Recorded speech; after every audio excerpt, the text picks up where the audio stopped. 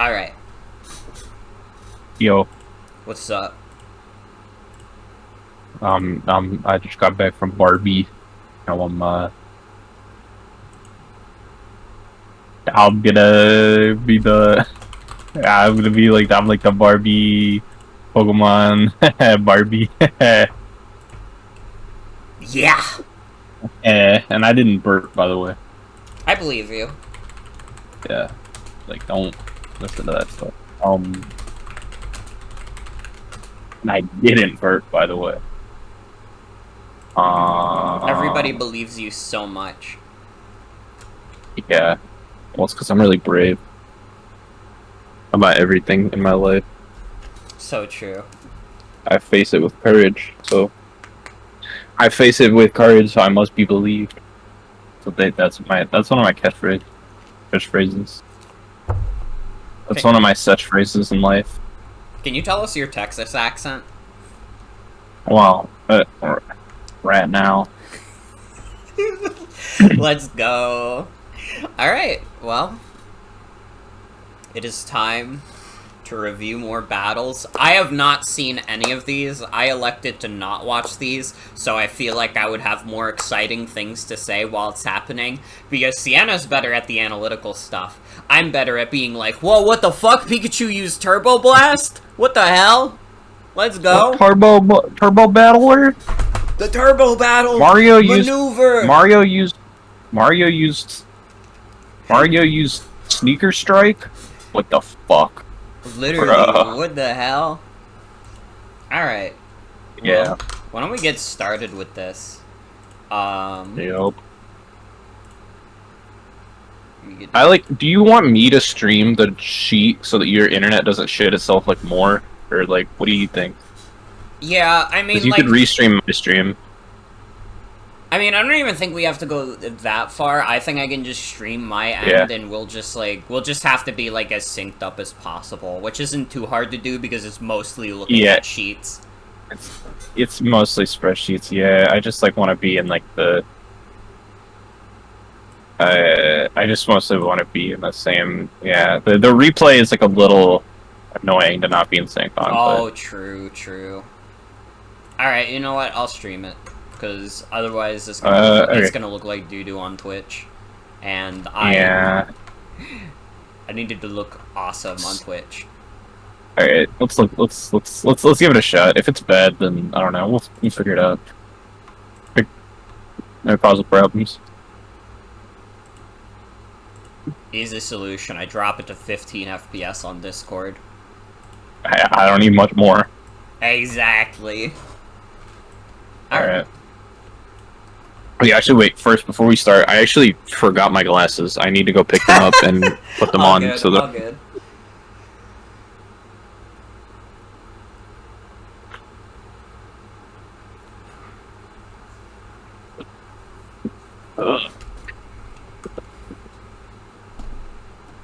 I have Kobeni looking so sad at me on my desk. I have a few sad Kobenis on my desk. I have the one little one that I keep in a mug with my medication. I'm doing maneuvers right now and shit to get to these classes. I have the one Kobeni Nendoroid. She's like, I need to get like a Nendoroid stand or something. I didn't realize that would be a thing I need.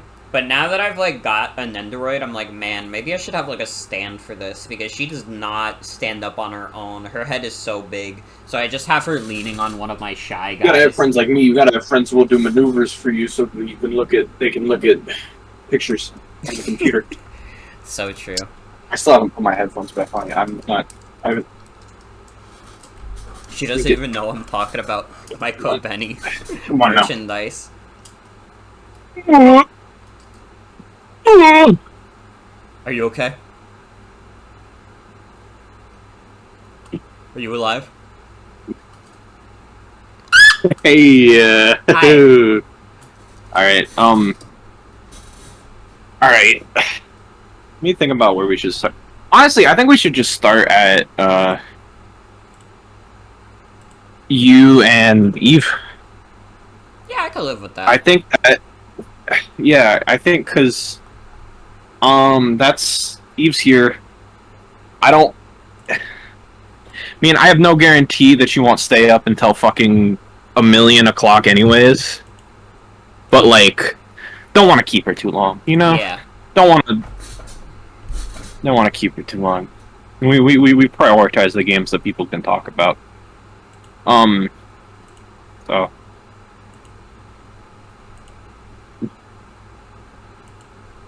Alright, we're going with Eve's theme. Since she's Alright. the winner. Alright.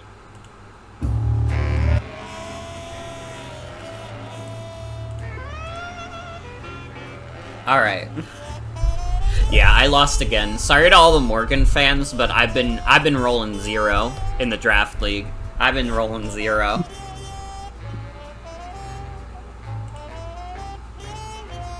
So I know what happens in this one. This is the one I know. This was close. It was close. Yeah.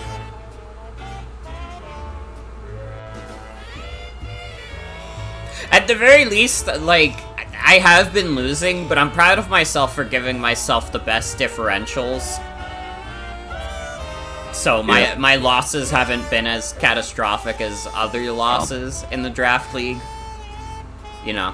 I think I've been playing well, it's just that my team building is not always there. And that's okay. I'm here to have fun.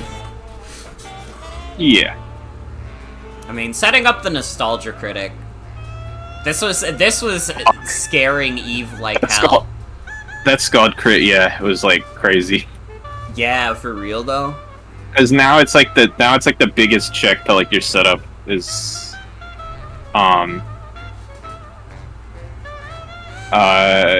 this is a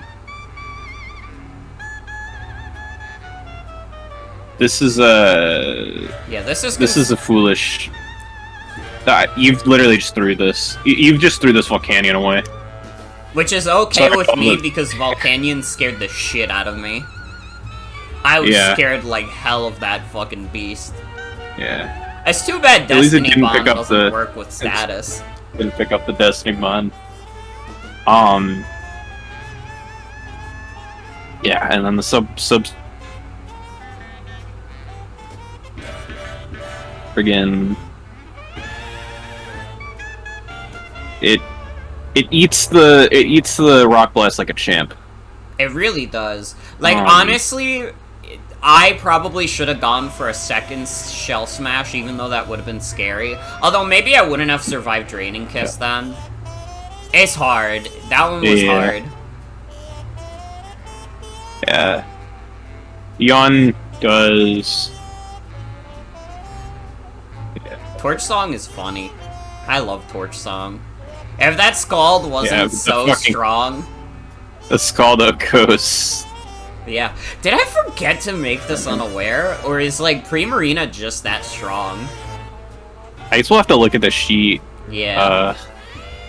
To figure it out. Freeze dry. I believe any sound-based move goes through Substitute. I believe that's how the mechanic works. Yep.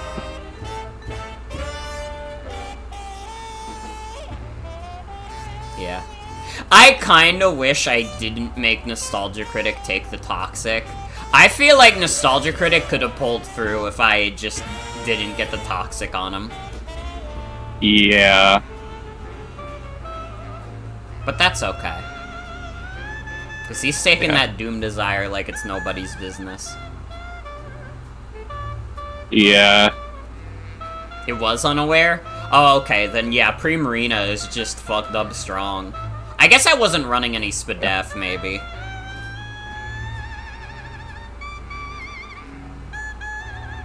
Yeah, I was running Fizdef. That explains it.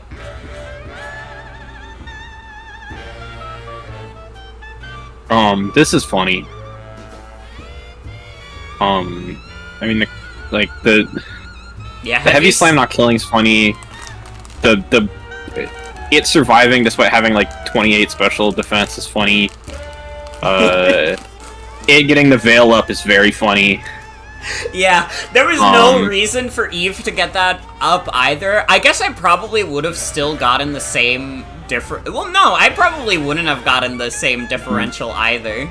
You literally just did that Aurora Veil to get my differential to be a little better. And be funny, which is most important. Yeah. It was fucking funny. I mean, I don't. You also need, like, you kind of needed to sack the. I wouldn't have wanted to switch. I wouldn't have wanted to raw switch Tornadus in there, and you could. I don't know. Could have done a little song and dance about it, but I mean, so. let's let Eve talk about it rather than me. Let me invite Eve to speak here. We can pull up Eve's sheet first. Eve's paste. Hello. Hi. Yeah, I made a lot of questionable decisions this battle. Mm-hmm. I think my team building was good. Yeah. I'm happy with my team building. Yeah. I did do the very so what my kind of plan was, my thinking at first was that nothing would want to. The only things that would want to take a Doom Desire were things that I could set up on with Primarina. And then I'd made my team, and then after that I realised, hang on, the only exception is if it's Carmine Slowking. literally, Eve DM'd me and was like, DM me several times and was like, hey, I'm ready to just, if I lose this game, I'm ready to just like lose this game if it's Calm Mind Slowking. Yeah. Like, if it's, or especially, I think sub Calm Mind Slowking was like the like. Yeah, if it was substitute, I was actually doomed. Yeah. But yeah, like Slowking is kind of the weird. It's kind of, you think of Morgan's team as the funny guys, the funny ice type guys, and you don't really remember the like kind of really good glue that they have between Slowking and Tusk. Yeah. Tusk did like nothing that game. That is true. Yeah, I probably should have gotten Stealth Rocks up too, because when I had Jirachi in there. Yeah, Tusk was just chilling. Yeah, but yeah, you want to talk about Torn? I mean, this is Torn. Yeah. It has a hasty nature, which is a plus speed minus physical defense. Yeah. I went neutral attack nature, literally, so I would always be able to break. Slowking substitute. Yeah. That was the one reason. You want to know, and that's why Ada tagged too. If you want to know how hard he was thinking about sub CM Slowking, she literally put 8 attack and a fucking minus defense nature on this Torn so that it would break the subs. But it was also shipping a Slowking really hard, so like, or the it was quite nice to have. Yeah, I mean, obviously the kind of linchpin was that like I got the Toxic on it. I was gonna get the Toxic on it with Quagsire, but it's partially that I didn't expect it to do so fucking much with. I wasn't expecting it to be Modest as well, like because it was Modest wasn't your Slowking, so it was doing a lot anyway, and that I'm pretty sure the crit mattered. Yeah, the crit looked fucking bad. Yeah, and juicy. I think it might have still been a roll before the crit, but crit definitely made it guaranteed. So yeah. And I thought remarkably little about Why Not. I thought so little about Why Not that I forgot how the mechanics actually worked. Yeah. I pressed Steam Eruption because I think, oh yeah, because it reflects the move. That means I press a water move, I'm water absorb. But that's not how it works. It's psychic type move. Yeah. And then I do it again. I don't know why I did that. The second Steam Eruption was just, I don't know. That was just panic. That was just why not? Pure why not induced panic. Honestly, if I didn't get the burn, that would have been like so shit for me. And getting the burn was actually quite nice because it let me sort of get a free in on Primarina. Yeah, definitely. Yeah, otherwise I was gonna try and get Primarina down with me no matter the cost. Yeah. This is the second game I've brought Jirachi, and it's kind of done nothing but press U-turn. Yeah, we can talk about Jirachi a little together, like, a little bit. You did the calcs on it, but I remember Doom Desire exists, and it didn't do anything. Yeah. But it was a good idea. It would be a good idea if Slowking wasn't Carmine. Yeah. And then Avalog. This was also kind of Sienna's idea. It was fully my idea. I will not allow you to take any part in the blame. I did this. I said, wouldn't it be funny? And Aurora Veil Avalog, and then I realized, hang on, that is actually not bad. Like, yeah, like, I sent some, like, fucking random calcs where I was like, well, but look at this number with Aurora Veil plus Snow Defense Boost, and it was like, they good. weren't gonna happen, but, like... Yeah. But, like, they were funny, and I think that you were just kind of in, like... I don't remember what exactly, like, the issue was, like, in terms of, like... See, we were thinking like, oh, but this six Pokemon I had before, I forgot what it was I had before. I think it was Rhyperior, yeah. Like, because it kind of it would let in Orthworm a little bit. So I was thinking, oh, what would be another good 6 Pokemon? And this didn't solve that issue, by the way. I don't know how we arrived on this. Yeah, I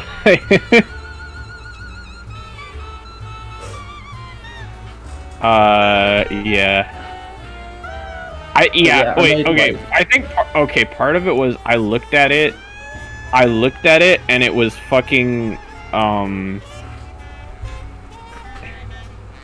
it was still also, this is still sturdy, which is fail, but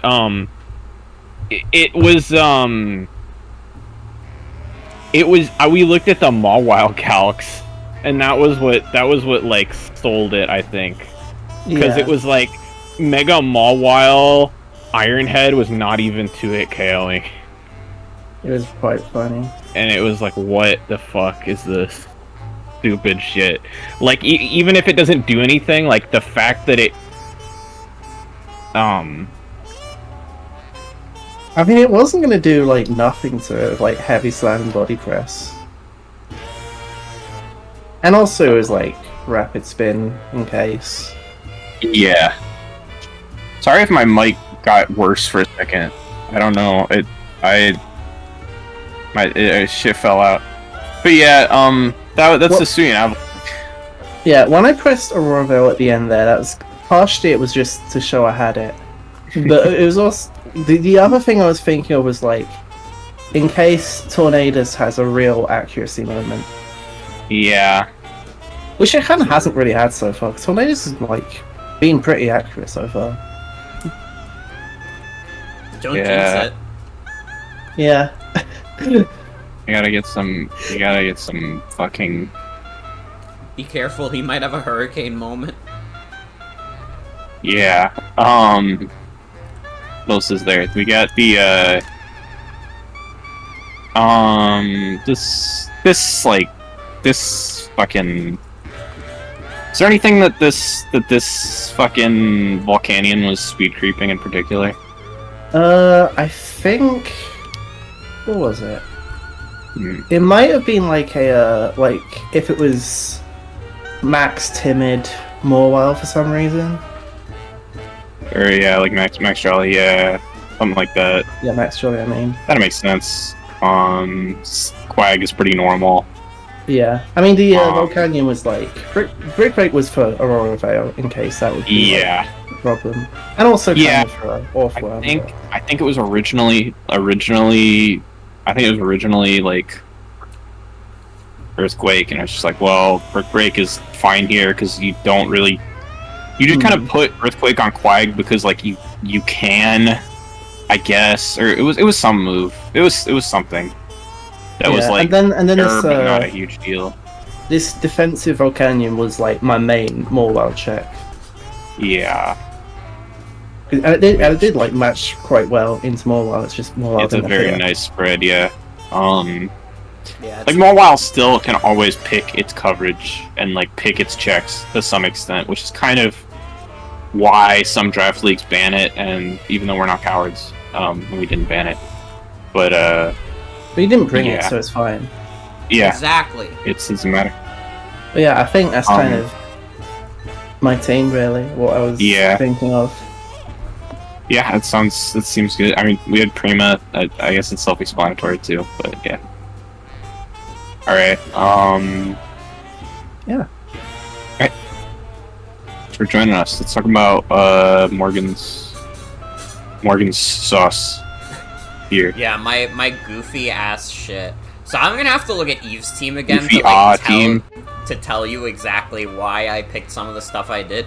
Particularly the Great Tusk. This Great Tusk set is fucking goofy, and probably part of the reason why it did, like, fuck all is because, like, these aren't moves.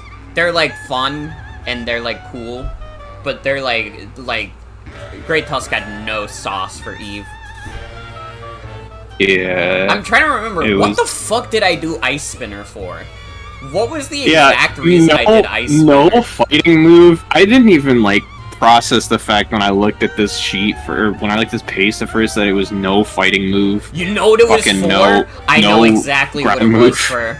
It was for fucking Zygarde, because I saw the replay with that fucking Zygarde dog just, like, absolutely decimating things, and I was like, I can't let that happen to me.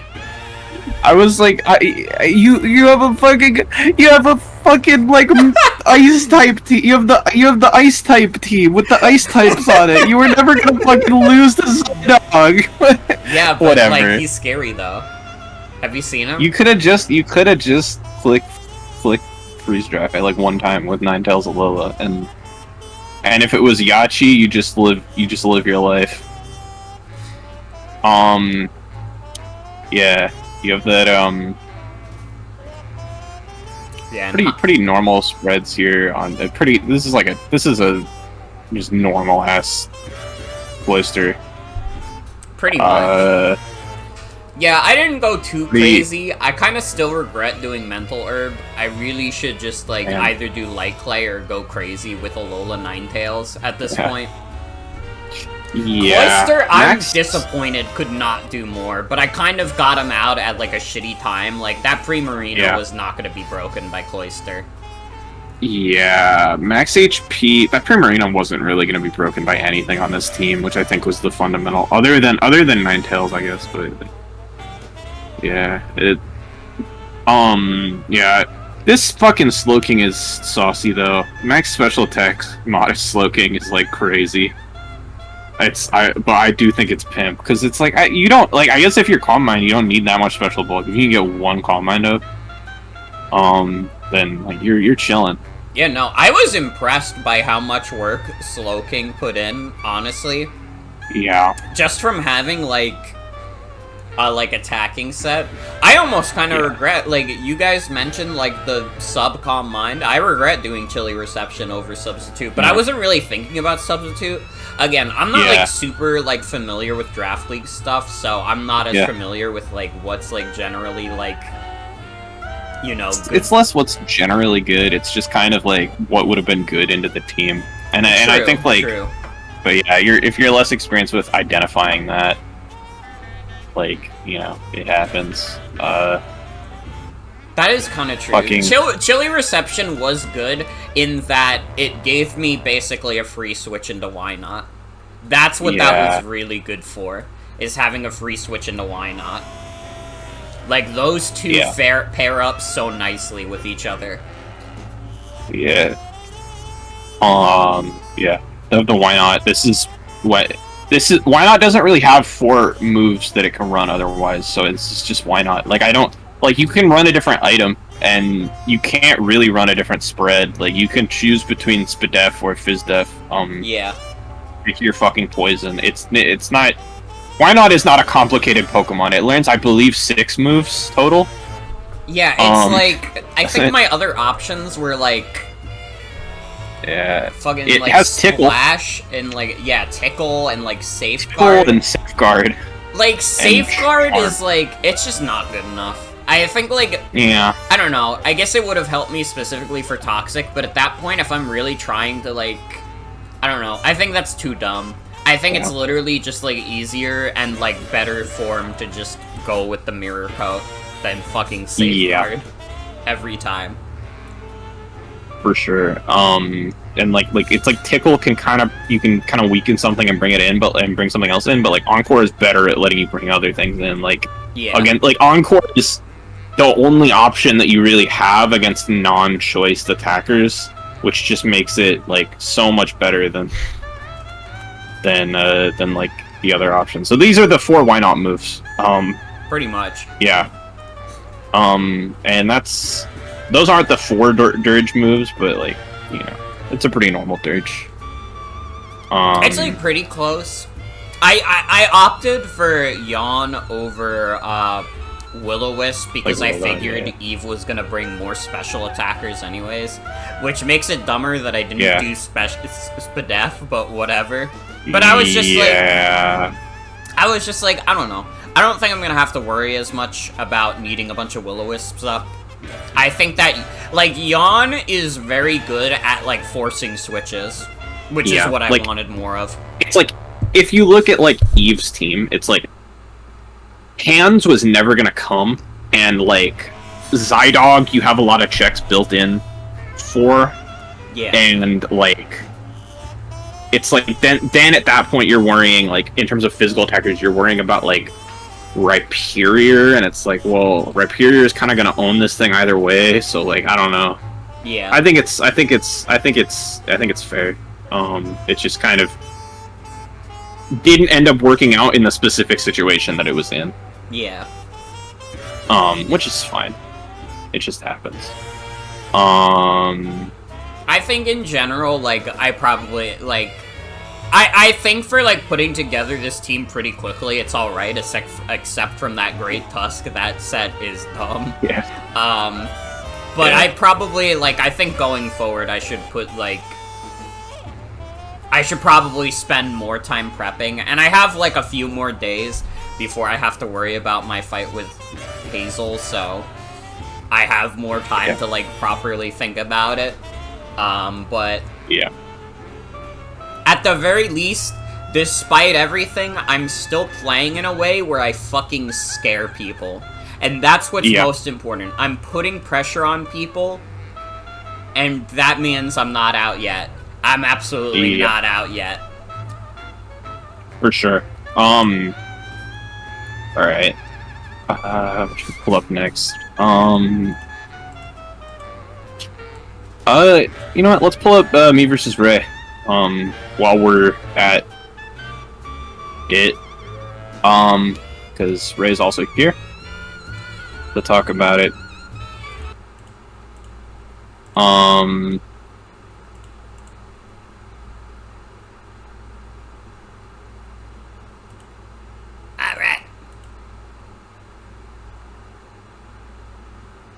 So this battle...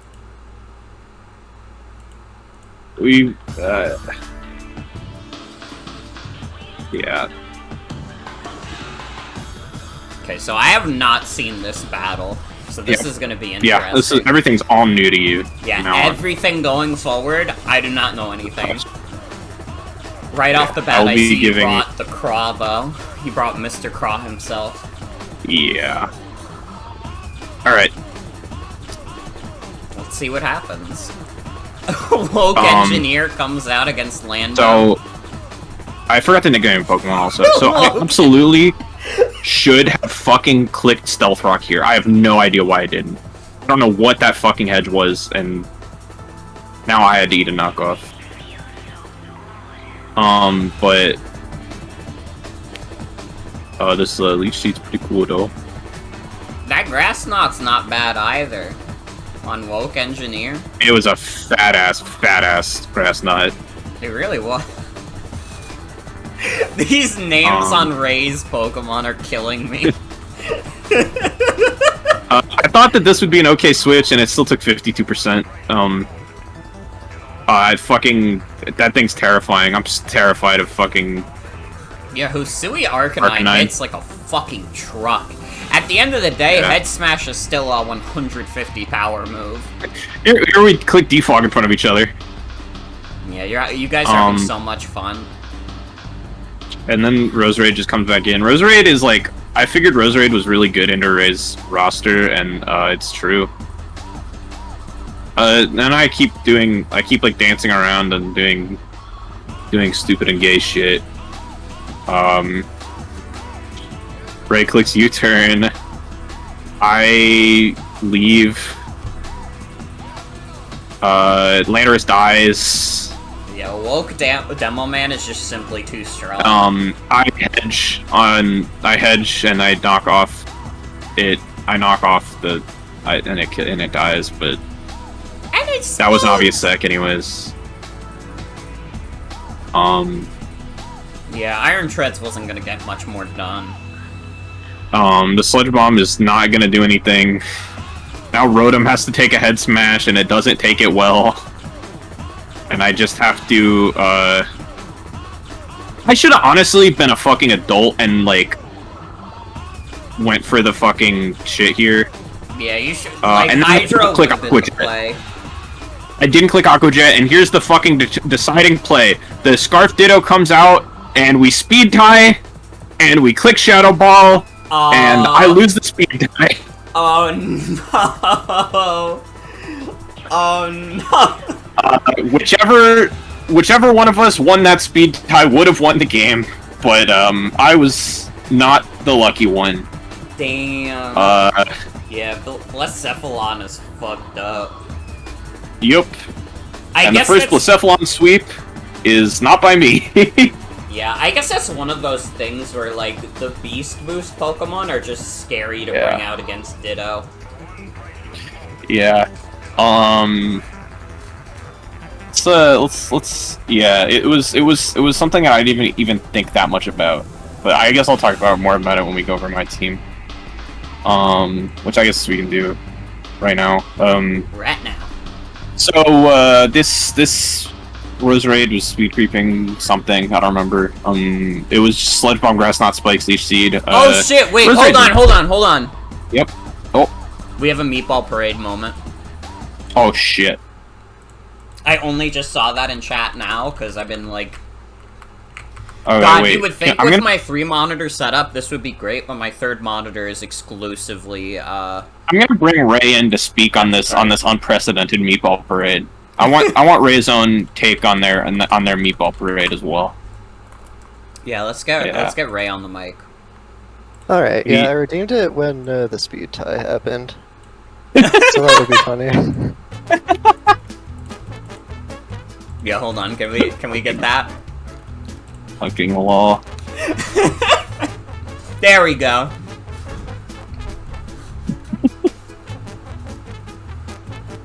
Now we get to watch the tragedy unfold. Just how God intended it. Yeah, it just felt like a Meatball Parade moment to me. It really is, especially since Blacephalon is just a funny clown guy. Alright. So who's talking first? I have a gun pointed at both of you. I'm gonna talk first, but I'll let Ray stay in here because they'll be chill. They'll be very polite. But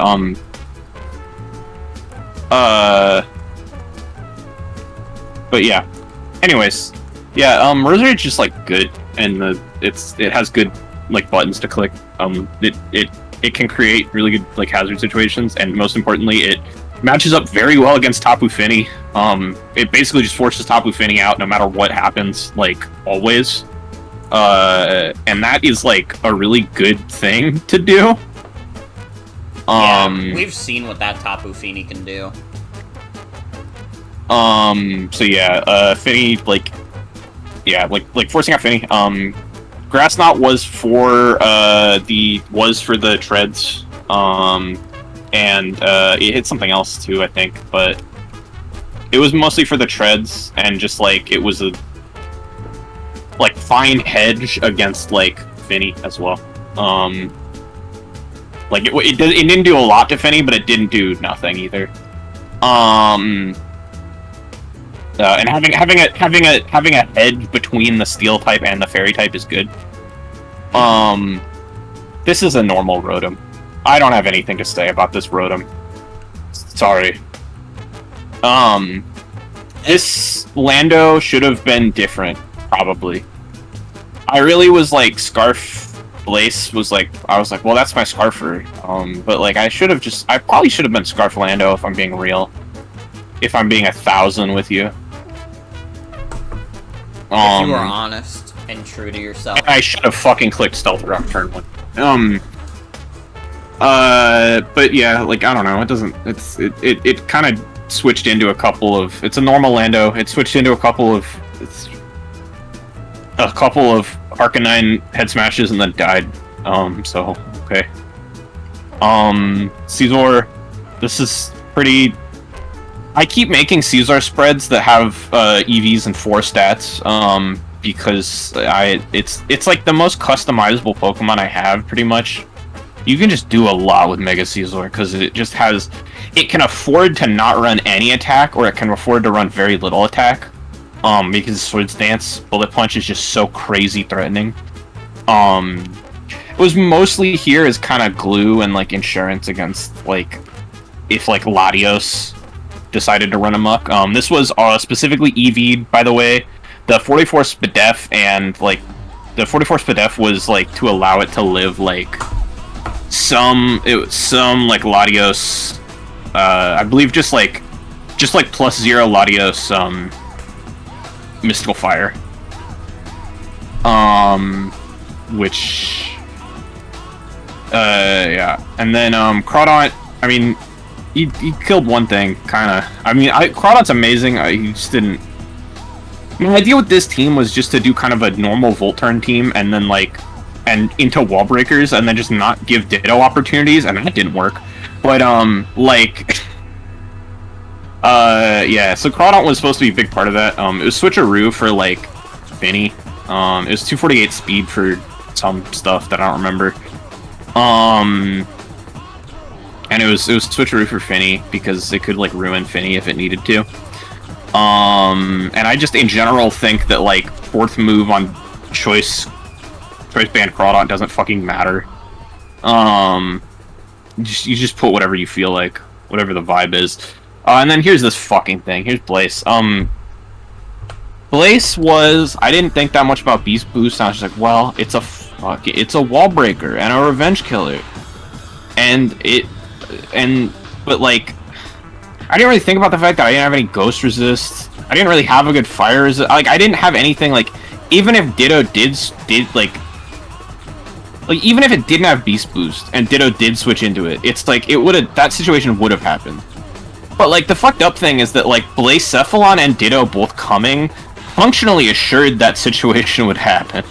Like, we ran the lines of play. We talked about that game a lot. We agonized over it. Nothing stopped that from happening. Like, no amount of misplays before the fucking, like, before the speed tie occurred would have stopped the speed tie from occurring just from the way both of us built. Which is really all just to say that Pokemon is a fucking stupid game. Blacephalon, it really is a dumb game sometimes. Blacephalon just, like, sabotaged you. That dude is. Yeah, it sabotaged me, but Ditto could have sabotaged Ray. That's the fucked up thing. And we will look like Blacephalon will be this in 2013. So Ditto is too honest. Honestly, I think it comes down to simple psychology. Is that Ditto is too honest, while Blacephalon is a crook. Blacephalon's a crook, you think? Well, that's your opinion. Alright, what's your team? Talk about your team, Ray. Alright, so Finny is pretty normal set. So, like, I do want to preface my team with, I was scared of Kamao, which did not show up. Yeah. And that's actually the main reason. I want to talk about Ditto and Blacephalon. Yeah. You were mentioning in the draft league chat, actually, there was one specific Kamao set that would beat Scarf Ditto, which was, like, soundproof with, like, playing skills, Boom Burst, Drain Punch. Yeah. So that's actually the reason I brought Decidueye, because if I were to send out Ditto against Kamao, and it was that set, I could switch in Decidueye and basically just like completely wall it and also haze away the algae boost. Yeah. yeah, yeah, and like mentioning that set in its own sense was psychological warfare. And we love that here at Draft League because honestly, I think that set sucks. I don't think it's good. I don't think it very good. I don't think it kills the things that it needs to kill. I would rather just not use things that get taken advantage of by Scarf Ditto. Don't talk to me about it. And like, yeah. But yeah, like that. It is a cool Decidueye though. Like legit. It's a dope set. It's just its target didn't come. Yeah, I don't really remember what I brought Spirit Shackle for. I guess I thought it was like, oh yeah, I'll trap combo and get a free Finny switch in.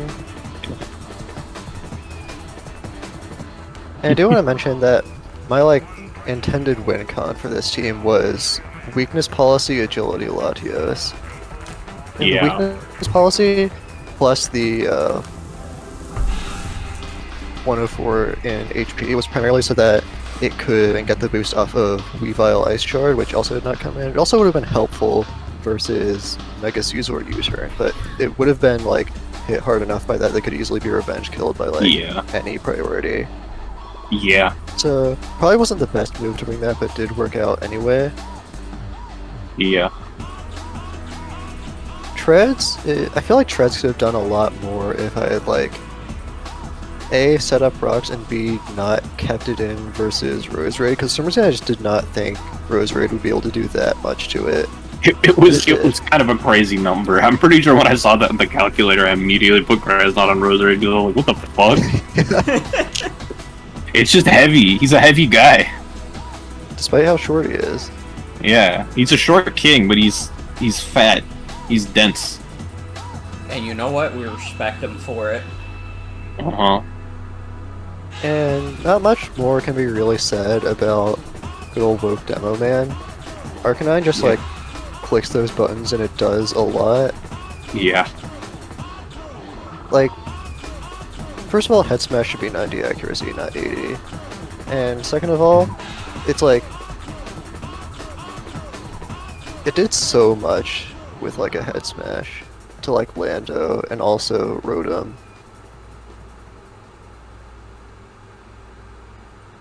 And with what you were mentioning earlier about like, we were just realizing that like no matter what happened that game was gonna end up with the Ditto speed tie.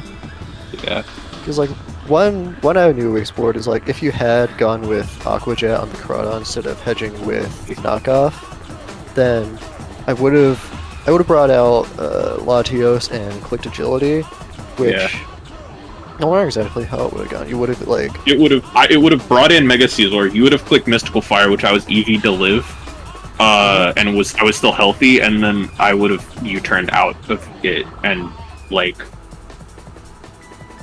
fucking like probably clicked Jet on Crawdon again, and then it would have just reset to the same situation eventually. It was just fundamentally dumb. And if the same thing somehow happens if we play in playoffs, it would be really funny, but it probably won't. I don't get the feeling you're bringing Blaze for playoffs, and I don't know if he'll bring Ditto for playoffs. We might be scared. But yeah, good shit either way. I think that you probably had that game either way because like, well, not either way. You had that game. If we ignored that situation, I was playing like shit, and I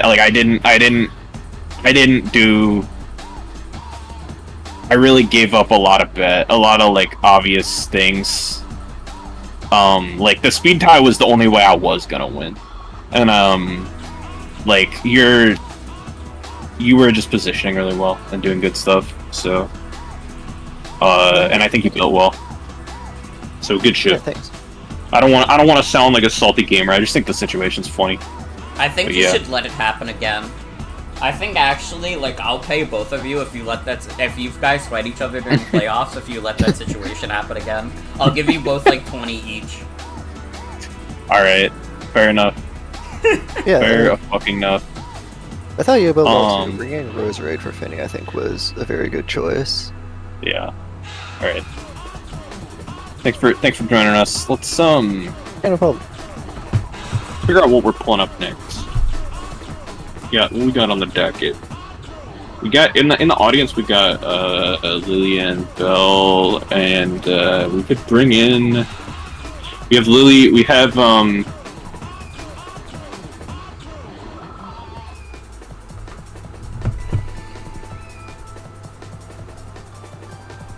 Sienna.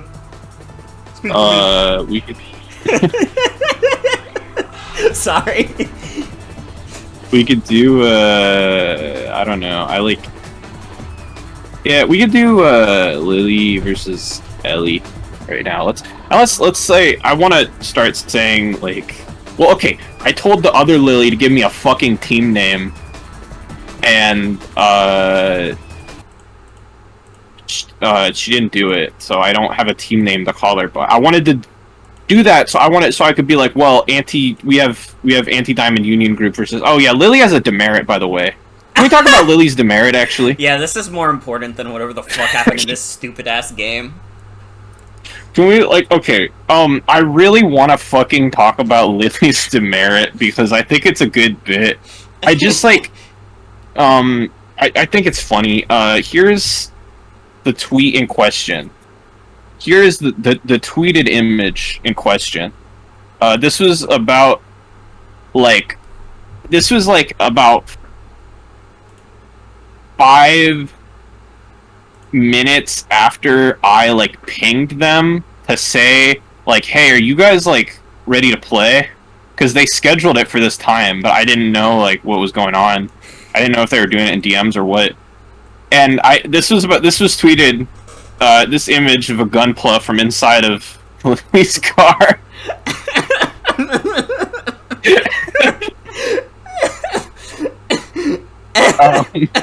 And then she went to go see Barbie, so I guess, yeah. And so I had to give her a demerit for disrespect. 'Cause, I mean, she didn't even, as Ellie pointed out, Ellie works at, like, a shop that primarily sells, like, Transformers and Gunpla, and she didn't even go to Ellie's shop. Like, she didn't even go to that one. So should have gone down to Texas. That's what I think. Skill issue that you're from Canada. But anyways, let's talk about the fucking replay now. Can we talk about how the teacher is Swagger too? Real quick. We can talk about how the teacher is Swagger too. Swagger 2 is kind of like the teacher of the, like if the motherfucker Morgan Discord is like a school, I'm the principal, and Swagger 2 is one of the teachers for sure. And I put room 2012 because it's the official hashtag 2012 server. True. So true. Yeah. But yeah. Let's get into this. Ellie got her fucking name reset, or her avatar reset to the fucking ski girl. She didn't make it that. Well, she did at some point, but it wasn't supposed to be that. This is a funny ass lead. Immediate turn 1 trick specs on the Grimmsnarl. Yeah, that's funny as fuck. But the Darkest Lariat breaking the Mimikyu disguise is really good. Yeah, I mean, Mimikyu kind of rides and dies on up. that fucking disguise. And yeah, now it's really chipped. Ellie pivots out.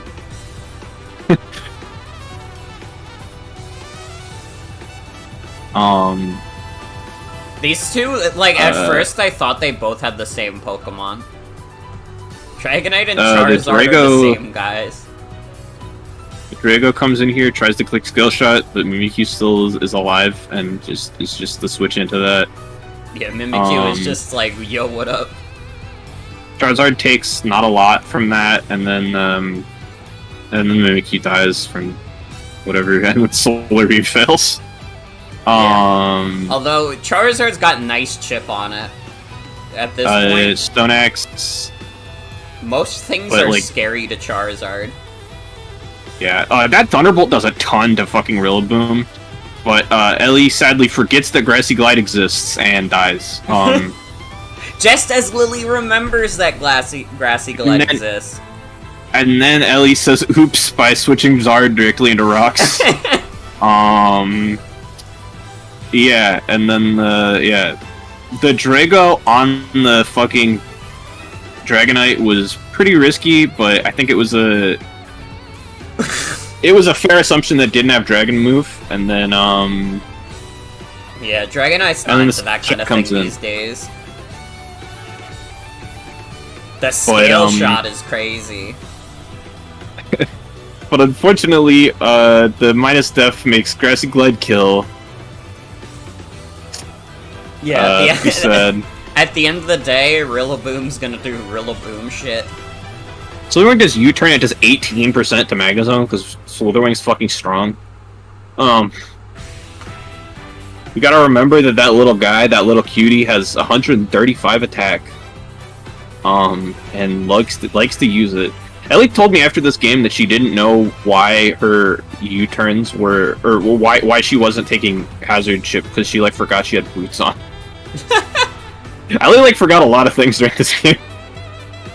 You know what though? Lives the Stone Axe. This is a pretty bulky Slitherwing. You know what though? Ellie has currently the single best differential in the draft league. I mean, for any loss, yeah, it's the. She made some mistakes, but the fact that she got this close means she did a hell of a job in the team building phase. Yeah, the stay in and clicking Darkless Lariat is so funny. And then here's the first impression finally paying its dividends. That was a sack either way.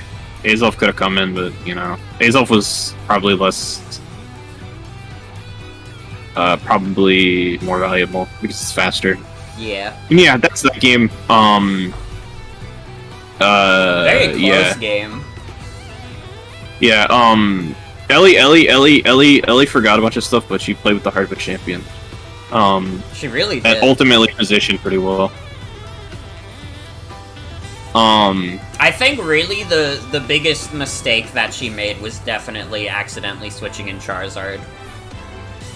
Yeah, throwing away Zard and forgetting about Grassy Glide were the biggest, because Sandy Shocks was doing so much work before it died. Yeah. But yeah. Let's bring Lillie in here. Let's bring in our representative from the anti-diamond Union group. Teenage Mutant Ninja Turtles College Turtles. Untitled 8. Half cell. Heroes in a half Yo. cell. Turtle power. Hi, it's me. So this team, I remember when I was first sitting down, I did a lot of thinking for this team. There's a lot of things that I was okay, I really need to worry about, because Ellie has a really strong lineup. These are all really good Pokemon. Zardwai, Mew I thought was gonna come, Celesteela, Sandy Shocks is really good, Slitherwing, Drago, all of these were things I have to consider. These were all really scary. Magnezone was... I actually was expecting... Ignore the fact, by the way. Ignore the fact that I'm running AV Teleport. I forgot that it was, a not attacking move. I am a bit of a fool. But, Magnezone was primarily brought for Celesteela, but honestly, when I'm thinking back on it, and I was thinking this even during the team building process, I was I want to bring Mega Gara here, but I was I don't know if I could slot it in, blah blah blah. I probably should have brought it over Magnezone, because Magnezone really didn't do much here. But I think that's just a bit of misplay on my part. Everything else was just kind of I had planned it, I planned, Kleavor was the first thing I picked, because I was that is a bit centralizing on one plan, but I knew if I could get up Stone Axe, then that could be pretty good, and I did calc it, and if anything, Kleavor outsped everything without Scarf, which was relevant because Ellie did make note of Ellie did question why did Superior lose the speed type? Ellie kind of forgot about Scarf as a possibility, and Scarf Cleavor is amazing. Scarf Cleavor is one of the it's an incredible Scarfer. I was very the numbers impressed. Are just so good. Yeah, I was very impressed with Choice Scarf's Cleavor. This draft is actually the first time I'm really using Cleavor, but I was very impressed with it. It really pulled its weight this battle. I was very happy with that. Why is my fan attacking me? Oh god! Do you the hear that machines? shit? What the hell? I thought there was someone fans. Yeah, I can banging on my hear it. window. It's fucked up. That The scared fans, me. no, they couldn't be. Everything else was kind of just standard. I think Mimikyu I did still like here. I think I definitely misplayed though because I was when I clicked Swords Dance and I took a lot, it kind of made me realize okay, I'm using this thing and getting way too antsy about clicking Swords Dance and getting a cool sweep. I need to be smarter with it. And I definitely think it could have done more. I had faith in Mimikyu, and I still think it did a good job because its mere presence kind of forces Regidrago to think a little. Because Regidrago, if Mimikyu's here, a lot of that thing's moveset is just dragon type moves and normal type moves. Yeah. Here's Mimikyu. Yeah. Here's Mimikyu. Yeah, it really is just dragon moves on Earthquake, and that was the main kind of linchpin of building with Ellie. Was we were talking about it, and we were like, well, this we need to kill this fucker. Yeah, Mimikyu had to go. I'm looking back, looking back on it, I ran just the typical defensive Dragonite set, and I do think it was a good pick here. Almost, when I was playing, I was thinking I wonder if I should have gone offensive, because I think offensive D-Knight would have been pretty good here. It would have at least speed tied the it would have speed tied the Drago, but it also would have been able to e-speed the Drago. Yeah. I don't think defensive D-Knight was a bad call here because I definitely think it pulled weight and it was good. But I was saying there, I'm thinking man, I think offensive D-Knight would have been maybe a bit of the move. Yeah. And then everything else is just pretty standard. The Azelf set, I almost feel like I should have run Timid instead of Modest. I ran Timid because I was calking versus Zard, and I was okay, even if I don't have specs, I still do a considerable damage. A lot of this team building was really focused around Zard, because all of Ellie's team is scary. I was Zard can put big holes in your team if you're not numbers for it. Fucked up. Yeah, Zard can do numbers. I really... one could say I over-prepared for Zard. I don't think I would say I over-prepared. I think it was a very fair thing to be prepared for, but definitely a lot of my team building was focused around Zard is really scary, and I need to deal with it.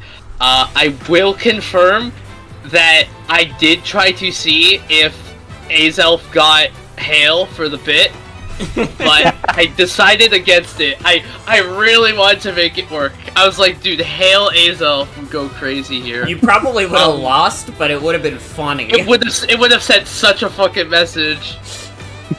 Yeah, everything else is just standard. Azelf is Azelf. Even some of the other sets I mentioned, Mimikyu's just a standard set. Cleavor, just Choice Scarf. Rillaboom, my girlfriend often tells me you better not be Rillaboom at Choice Band, Ability Grassy Surge, Terra-type Grass, EVs, you get the joke. Yeah. This set would have gone completely differently if nobody told me I could have used Grassy Glide, and that's insane to think about. Yeah, a lot of fucking Glizzies got choked on that game, and a lot of, Rillaboom say here. You gotta be able to throat a Glizzy if you want to run with Rillaboom. That's all I'm gonna say. That's the fucking truth. That's the fucking truth, baby. But, honestly, I really enjoyed this battle, both, preparing for it and, playing it. I definitely, obviously, there's, mistakes on both ends. I definitely think if I could do this differently, I wouldn't break, even if I knew for a fact Celesteela was coming, I think I would have just brought Mega Gara. I think it's a way better choice here than Magnezone. Magnezone was still good here. It did pull its weight, but I didn't get as much utility out of it as I wanted, and I think that's just because I was misplaying a bit with it, which happens. You know, it's bound to happen. But yeah. All right. Thanks for your time. No problem. Thank you for having me. Fuck the Diamond Clan. Damn. Anti-union. For real.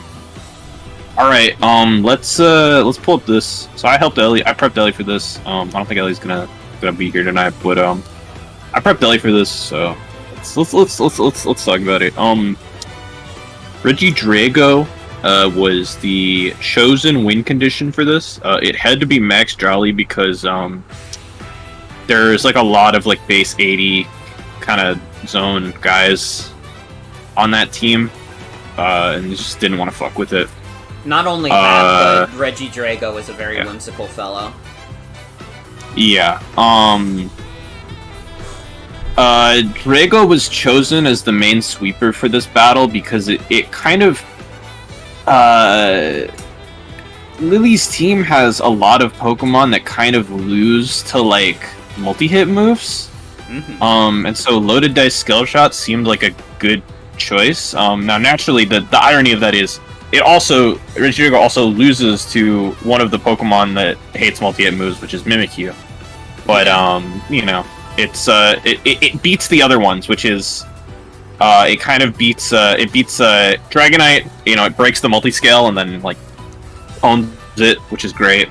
It beats up Ceruledge, who tends to run like an Endure or a Sash set a lot of the time with weak armor.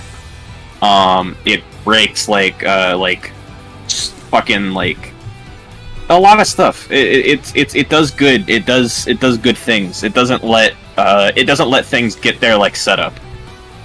And yes, it does in fact beat Sturdy Sock. But yeah, so that was the chosen sweeper, and then the kind of thought process was, how do we build around kind of breaking this or keeping offense up. Superior was chosen as just like, and also fourth move. Fun fact: Regidrago basically has 2 moves. It has Skill Shot and Earthquake. And well, it has 2 moves on like a physical set. That's Skill Shot and Earthquake. Earthquake is the Earthquake is the move that you have. But yeah, Substitute was the 4th move because it like kind of blocks status. And like once you get behind a sub, you can DD and like sweep. And Regidrago has a lot of HP, so the substitutes are pretty big. They're actually kind of hard to break. Yeah. Superior was chosen as like a fast taunt user against any setup. So stuff like Gyarados and stuff like that, and just to not get taken advantage of. And obviously also Superior is good at cleaning once it gets a Leaf Storm or 2 up on the field. Glare and Taunt are just kind of obligatory, like these are utility moves, just kind of spread status and whatever. Like, or well, I already said Taunt. Oh, and Defog is, Defog is like the most... Defog Superior is the most reliable hazard removal that Ellie has, really. And I mean, it's very reliable, it's very good, so... Yeah. Sandy Shocks is like the hazard setter here. Went with Magnet because it did good numbers on something. It like O-code max Spadef Gyarados, but we wanted it to be like at least kind of bulky so that it wouldn't like immediately roll over to like stuff like we didn't want it to have longevity issues. Like we wanted it to be able to pivot consistently, which you just can't do with a Life Orb or similar such item. And making electric move stronger seemed like the wave. Max Timid was just so that it would be like outspeeding fucking everything in Sun. And you in general like this is the spread. This is kind of a classic like general like Sandy Shock spread, you want to like make it get photosynthesis speed instead of special attack, because it's so scary with that speed boost. But yeah, Rock Setter pivot. It's good. It's fucking good. You saw it. Yeah, no, Mega Charizard. Dope. Found the Mundo. Zard is fucking strong. I mean, it's speed creeping like Mimikyu here. Most of these are speed creeping Mimikyu if they're doing anything like.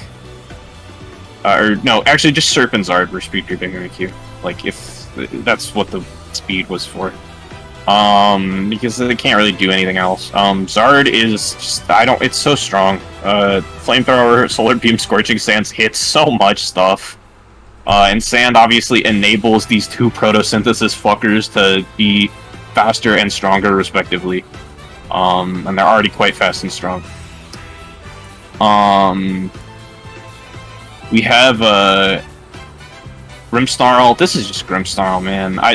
We went with double attacking moves. Honestly, it should have been Taunt. It should have been Taunt over Darkest Lariat. I don't really know why we went double attacking moves, like, now that I think about it. I can't remember what... I can't remember what the rationale was when we were building this for it being double attacking moves, but, like, I don't know, whatever. I'm literally the worst draft league person ever. Every time you're like, this doesn't seem like that good of a strat, I'm like, it's funny, though. It's funny, though. Darkest Lariat broke the disguise, so, like, it got value, but, like, also, like, yeah. Like, I don't know if Spirit Break would have gotten clicked in that situation, so I don't know. And then, this is Slitherwing. First impression, close combat U-turn, Heavy Slam. You may be wondering about Heavy Slam. Well, we were so worried about Mimikyu and breaking Mimikyu that we built in this fucking stupid Slitherwing that, like, I believe 112 defense gives it a good roll to live +2 play rough, and Kyoko with Heavy Slam if Disguise is broken. It's a really funny set. Slitherwing is not heavy, but it is heavy enough to be heavier than Mimikyu and have it be like 150 base power. Or really high base power. So it's fine. Yeah, and other than that, it's just like a pivot. Just a strong, bulky pivot. Like, Slitherwing's really good. I don't know if it would have been better if it was Morning Sun or not. I don't think it would have changed anything. Like, really, first impression, close combat, U-turn were the only buttons it needed to click the entire game. Yeah. But yeah, that's Slitherwing. And that's the team in general. I think, like, stuff kind of got thrown away. Like, the game plan didn't really get to go that well, but overall, I think Ellie played it quite nicely. We worked on this team together. And I do hope to see more from Ellie. She's like low on kind of game knowledge, but like I think she's a very good turn-to-turn player overall. Like outside of that, all right, what are we doing next? Can you play toys with me? I'll always play toys with you. Thank you. I would never not play toys with you. Alright. Period. We should do the match that Belle was in, because she's the other person in New York. She's been here for a while, yeah. Faye also is probably in the chat. Oh, well, I see Faye in the viewer list, so Faye, if you want to show up, you can join the audience or whatever.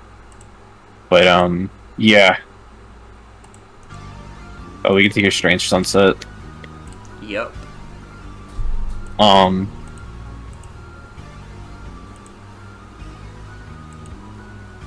Absolutely boss fucking song. But yeah, this game's fucking long. Oh boy, I can't wait. We can like leave the we can leave it on normal for the first few turns, but yeah, the sleeping Nido Queen was pretty impactful here. But yeah, we can leave it on normal for a few turns, but we're probably gonna have to turn it to fast after a few. Man, the fucking decision I took nothing from that psychic. It's kind of nuts, to be real. This was the reveal that it was unaware Clefable. Yeah, unaware Clefable is dope. I don't know. What if Faye leaving and joining tactically to get the new avatar? Shout out.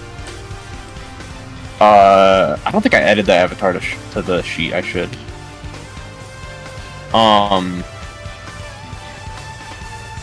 Celebi, kind of nothing happens from that.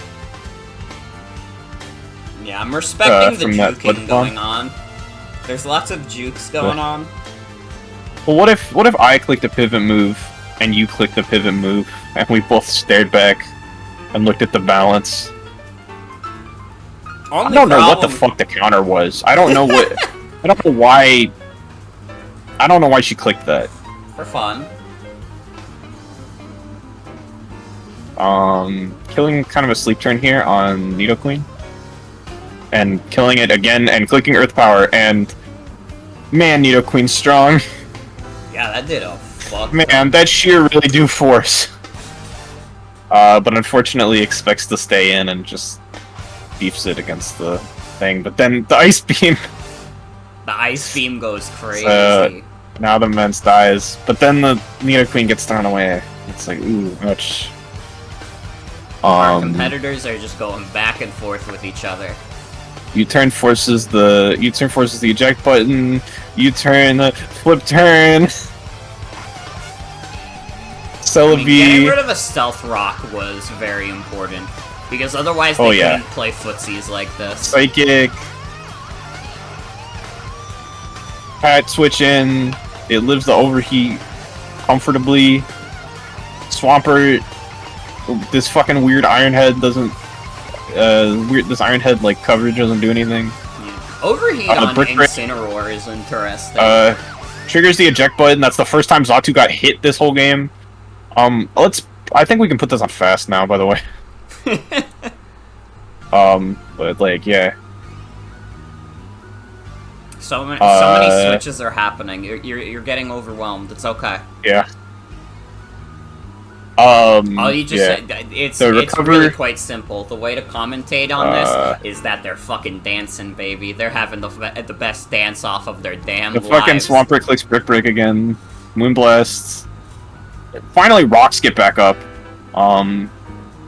Yeah, we had a few people watching this, and we were very hyped about the rocks getting up because it finally meant progress could happen again. And then the Spadef drop, it dies to the Psychic. Yeah. Parting Shot, Decidueye, Scrappy blocked Intimidate, by the way, if you didn't know. That's pretty dope. It lives that Psychic again. Kind of a nuts mon. Bisharp comes in, but then Incineroar comes in, and then Healing Wish comes in, and then it heals the Decidueye.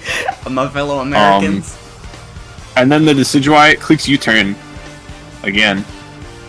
DD on the Incineroar, but the Parting Shot makes it useless, and the Iron Head makes it more useless.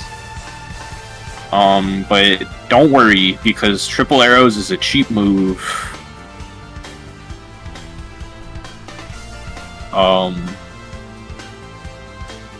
The overheat is lived because, again, this thing's fat as fuck.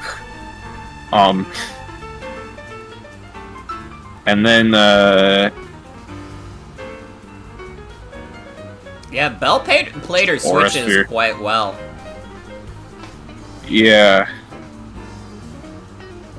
Bell is, like, honestly, I was shocked by Bell as, like, a super new player, just, like, being able to play as patiently as she was. For real. I'm proud of her. I'm so proud of her that let's have her talk about this team a little.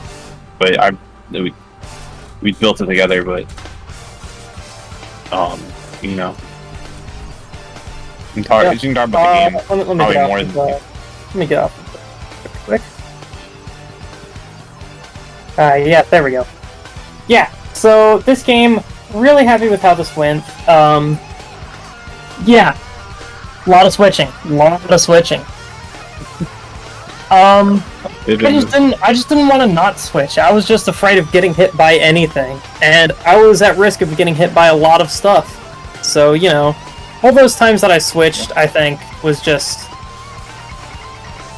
I feel like it felt like the only thing I could have done. I'm sure that's not true, but...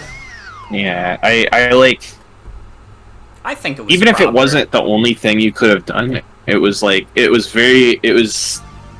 risk. It covered a lot of things. It only really started to be bad once you started to kind of pivot, like during the period where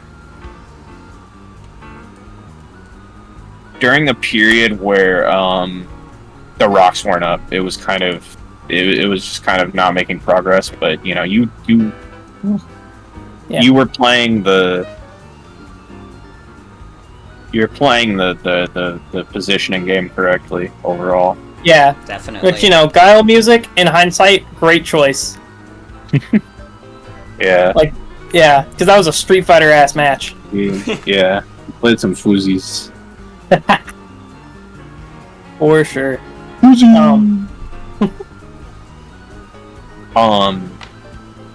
Yeah. I was just like, I got really scared of like ever using Decidueye for a couple of reasons. Mm-hmm. So I knew when I had Katarina against the wall, like that was what I was gonna do. Like I was going to Healing Wish only Decidueye. Yeah, if Nidoqueen had stayed alive, it would have been the Healing Wish recipient. Oh yeah, best totally. one, but like Decidueye was a good one there because it was able to live stuff and click buttons, and it lived stuff and it clicked buttons. Oh yeah, dude. I'll clicked so many goddamn buttons. I'll talk about this team a little. The Altaria was speed creeping some shit. Sorry, Yeah. that's true. It does matter, but it was speed creeping. Like I think it was just speed creeping Bisharp. I think a lot of this team was just speed creeping Bisharp. Or no, it was just the little Nidoqueen and Altaria worked. But yeah, those were the two speed creepers. They were like the creepers of Minecraft in a sense, really. Yeah, basically exactly like that. Yeah, Altaria was the idea for like the win con here because Faye is weak to a lot of fairy moves, so you can do the DD Altaria and then it clicks the return and it kills stuff. But you know, Bisharp kind of needed to get removed and it just didn't come in very much. And you know, so it wasn't getting worn down enough. So even like once Altaria came in, it didn't get to do much stuff. Yeah. It got to dance for us, and then it fell. Yeah, I kind of had a like. The thing is, like, even then, I kind of figured, like, you know, if I press Dragon Dance, this is probably gonna happen. But I'm still new. I'm clueless. I didn't, you know, it happens. Mhm. Yeah. It was all good, I think. It was like partially just the way that the game flowed, that it was not really possible for Altaria to set up and like win. Like if Nidoqueen had stayed alive, maybe more so, but not the case. Let's talk about Celebi. Celebi is noted Onion Fairy type. Actually, we fixed it on the sheet. It doesn't say Onion Fairy anymore. I changed it last night because I got tricked by it like for like the 15th time, which Hazel is probably grinning ear to ear about, but I didn't think it was so funny. I didn't think it was so funny. It tricked me into thinking that was the secondary type of. It's the thing. The thing about it is that Bell's roster currently has a lot of fairy types and a lot of grass types, and it's saying Onion Fairy makes you think that it has like one less grass type and one more fairy type than it does, which is like misleading, and it's like frustrating, genuinely. We have we have a Swampert here. This Swampert set was stupid. I don't know. It's dumb. It was funny though. The Brick Break was just not necessary. I was really scared that Faye would bring Vanillix and set up fucking Veil. And I was like, I don't know what to fucking do if it has Veil, so I guess we need fucking Brick Break, and it's just like, because there's no defog. Well, actually there was defog, but like, shut up. Shut up. I knew that. But yeah, I just wanted the strings to get removed, and it seems like the best option. It didn't even, honestly, it didn't even make that much sense, because it can't switch into Freeze Dry.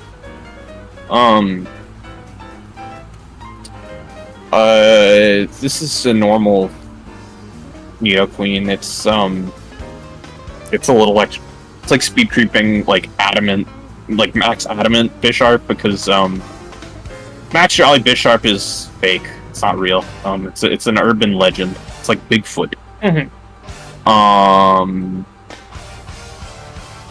I don't know. You just run Sludge Wave, Earth Power, Bolt Beam if you like can't think of anything else. But, like, unless you need to hit something really specific. But like, man, that coverage just hits everything like really hard.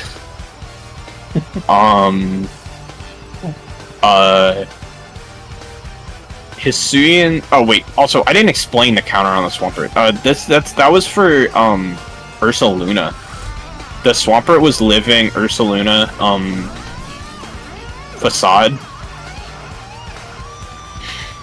and the idea was just to make the counter kill Ursaluna, just as Ursaluna Insurance, because this team didn't match up very well against Ursa, against Luna, but then the counter just got clicked on like a random defog or something. I don't remember what was going on in my head when I did that. I could not tell you.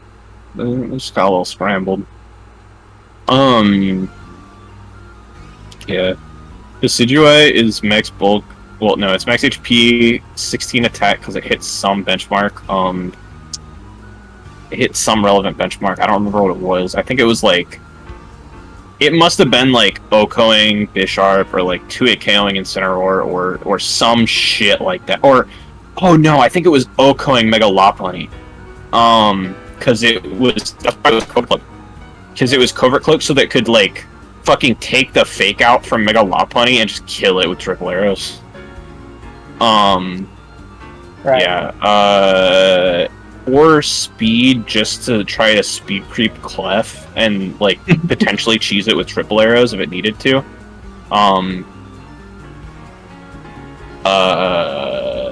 We didn't kill Clef again? I don't remember. Was it Decidueye? Fucking. I know we just watched it. I don't know. That battle's too long, bro. That battle's too long, bro. You need like a little like slider at the bottom so you can just like skip. There's a skip to turn button, but you need a highlight slider. Yeah, I think just like shows you where everything's at. I don't know what Clef died to. Oh wait, Clef died to Celebi Psychic because of the spit F drop. That was what it was. Yeah. Decidueye, yeah, Decidueye's kind of cool. That's kind of probably the coolest set. I don't know. Swinging Decidueye is like really good. I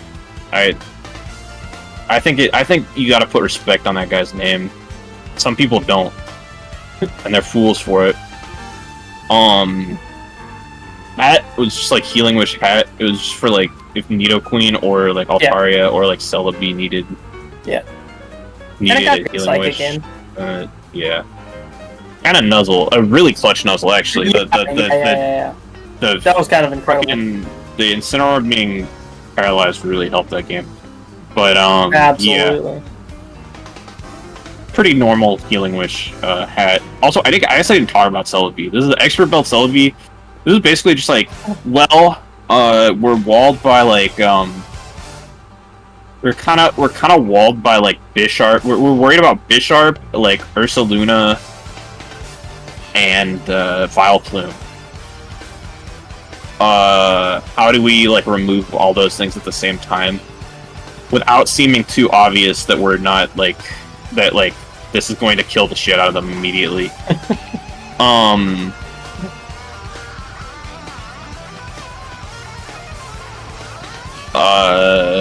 And so it ended up being Expert Belt, Psychic, Grass Knot, Recover Aura Sphere. And the numbers were pretty good. Aura Sphere was kind of a random work move. We kind of, well, it wasn't random. It hit Bisharp really hard, but we had a few options. We just went with Aura Sphere. And yeah. So that's that team, pretty much. Pretty much. But yeah. Any final thoughts on anything, Bell? I love God and Country. Okay. You too. Thank you for your time, Bell. Let's bring Faye in here. Love you got. Hi. I just got back from walking my dog, so I was in chat and like explaining like the big fumbles. But yeah. Just to real quick, like rapid fire, like I forgot about the main one was that I forgot about the sheer force life orb interaction. Like yeah. Because I didn't see any chip damage, I thought it was like specs for some reason. Yeah. So I thought Salamence was good to switch in. And then like from there it was like I was like trying to like take stock of the situation because because I was like my main win condition, like I had like figure out like how the hell else am I gonna do, how am I gonna clean up my mistakes from here. Yeah. And I was like literally like as I was thinking about, hey, Clefable does really well against a lot of these guys, and then why is Clefable dead? Yeah. You then forget about the Spadef drop, and that's just damn. And then you're bleeding. And like the healing word was just me being bad at the game. Like, I switched in Bishop and then realized like, oh shit, like after I kill this Hatterene, like it'll give like a free switch into Swampert. And then I didn't think about how if I don't kill the Hatterene, it was just gonna bring back the Decidueye. Yeah. And from there that was just the final nail on the coffin. Like even after like Clefable and Salamence dying was like really just bad, and then like the healing word was just like salt on the wound. Yeah. I don't remember what eject button was for, but I guess like we were curious. We were quizzical as fuck about this Xatu set in the group chat. Yeah, it was. I don't remember why. Okay, speed EVs, I guess. Yeah, it was like there was like nothing in between. Like if I remember, like, there was like nothing in between, like Altaria and the Celebi speed tiers. So like Xatu did. It's like Xatu could just outspeed with not much investment, and then I put the rest in gold. Yeah. And then I guess eject button was like, what was? You know, just eject button magic bounce is good. It just keeps up. It just keeps up momentum. Yeah. Yeah. But if you went unaware, what was that? What was the like main sweeper you were really scared of? Well, it was Altaria. Yeah, it was Altaria. Yeah. Yeah. It's fucking the way. But like yeah. Yeah. And I was spending a lot of time like team building for like Dragon Dance Salamence, and then like last minute I was like second guessing like if this was a good idea, and like it did end up being like a pretty good matchup that I just played poorly, because like none of the revenge killing options were that I was scared of like were even brought at all in the first place. Being like Choice Scarf Meowscarada, Choice Scarf Delphox, and then like if you wanted to go for like the speed type, then Choice Scarf Celebi. Yeah. Like at first I was thinking like maybe with these traits, like I should like hang up my dreams of Dragon Dance, but then like because like Obama being gone meant like that was one less revenge killer for it. Like that outweighed to me like the fact that like there were more Pokemon that would stop it from setting up. Yeah. But like I did like last minute was like second guessing myself like right before the battle started, like thinking like maybe I should like bring Raikou or Zoroark or something different. Yeah. But then like outside that, I was like too late and I've already committed and I just needed like. There was some things where it's like I had like 3 out of 4 move slots or something, and I just punched shit in. That I was like, this is something I thought about, so I'm just gonna punch it in. Yeah. So like reflect on Ball Plume. Yeah. And then like also like I didn't check beforehand, but like there was like some sort of like moveset thing with Clefable that I didn't know about. Yeah, like, I did want to like bring like teleport over Encore, and like I got the notification like right as I was being challenged, so I was like Stealth Rock, Teleport aren't compatible, I'm pretty sure, because Teleport's a Gen 1 transfer move, and Stealth Rock is a like Gen 4 TM. This is a nice one. Yeah. Did you consider the fake magic guards on Clefable? I did consider for a bit, but I decided like leftovers with Smile, you were like slightly better. Yeah.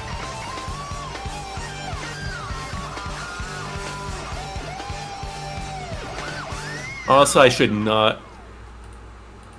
I just put Bishop having Stealth Rock was another time of just me punching in a random third move, but I should absolutely just done Swords Dance, because like then like even if like Clefable and Salamence being gone, like that actually would have you would have had a secondary win condition. Yeah, like I think that this team kind of suffered from you put all your fucking you put everything into Mence winning, and it just kind of like. And I think that's a good lesson for gamers building at home, is that like you shouldn't put everything into trying to into one like sweeper. Like you gotta at least bring like a secondary like breaker, or I mean like Bisharp was kind of a breaker here, but it was also like, you know, without SD it was only so threatening. But like Clefable also could have like played the long game if that didn't also die. Yeah. But yeah, like even like Calm Mind Clef could have maybe like put in work here. But you know, it just happens sometimes. Sometimes you get tunnel vision in building. Tunnel vision in building. I was like open to like just having Salamence be more of a mid game breaker instead of just win condition. Yeah.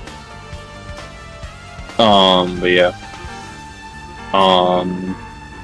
Mence seems kind of like mostly like self-explanatory. I mean, the Iron Head obviously is for all the fairies that are running around.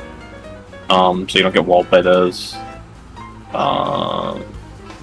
164 speed, is that creeping anything? What was that creeping? Yeah, Nidoqueen, yeah. Yeah, that makes sense. It was like I would need to be +1 to beat hit Altaria, and I was like I was expecting that like Bell would also be like preserving it for a Dragon Dance opportunity, so like I doubted that I would have a chance for Salamence to like chip it down before it started going for growth. So like, I decided to speed creep Nidoqueen instead. Yeah, makes sense. And then like with Life 4 plus Adamant was like just like barely enough to get some like OHKO thresholds. Yeah. I kind of do respect the gall of bringing outrage against the team with so many fairies. How do you feel on that one? What were you thinking?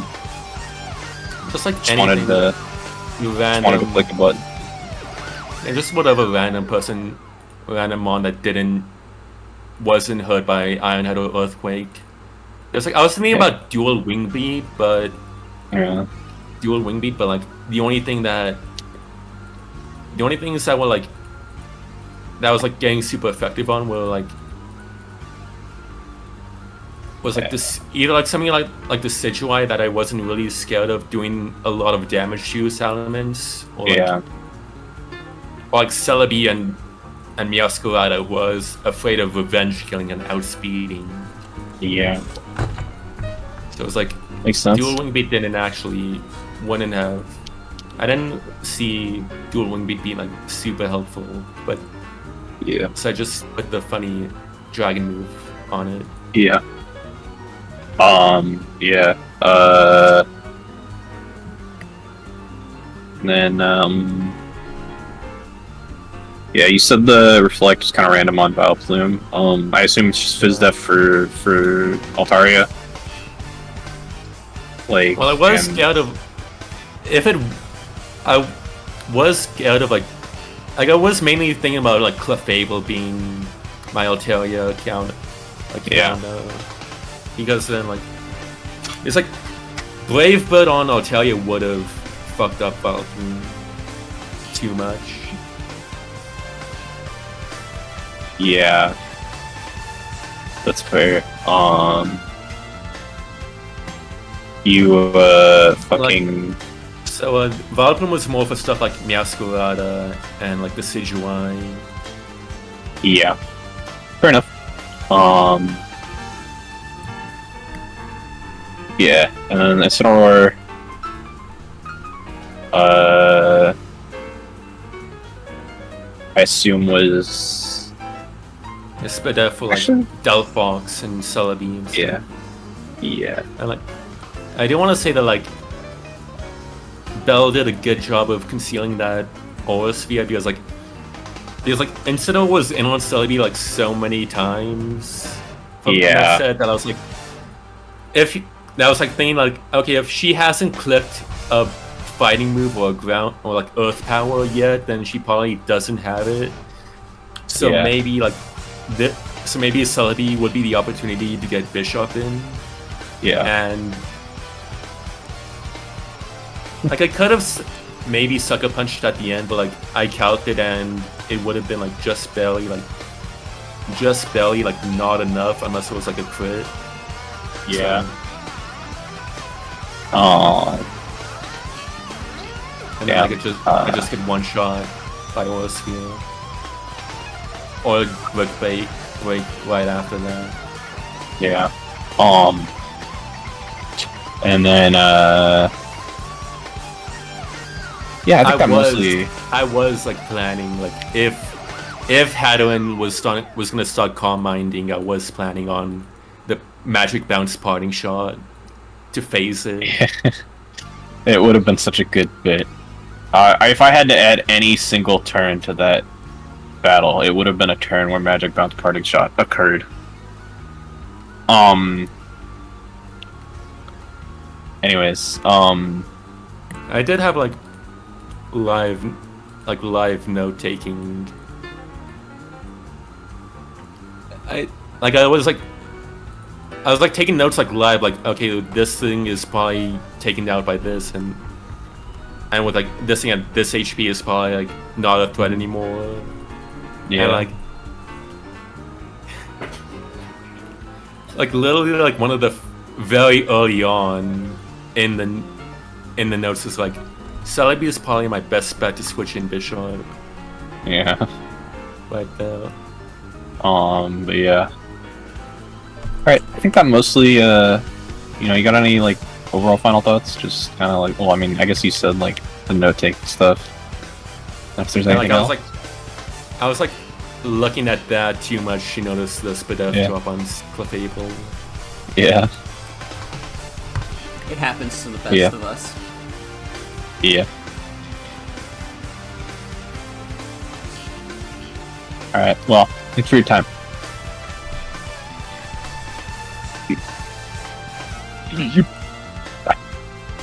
Alright. Let's do, Frig versus Hazel. We got Frig here in the audience. We got Hazel in the chat, so presumably in the audience. Well, not in... Hazel's here, so yeah.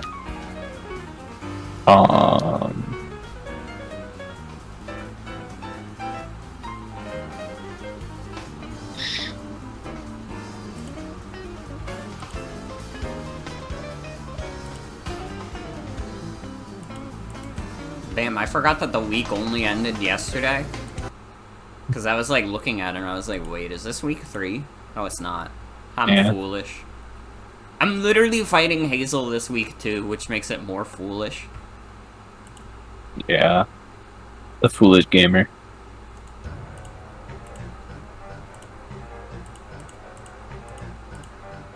Foolish gamer from over yonder. Replay. Did I close? Whoops. There we go.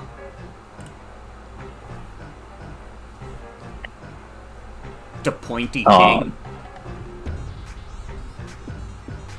Yeah. Rotom took a lot from that T-Bolt. Yeah, Nidoking is fucking scary. We did one of the biggest lessons from this week is you don't ignore how strong the Nidos are. Ever.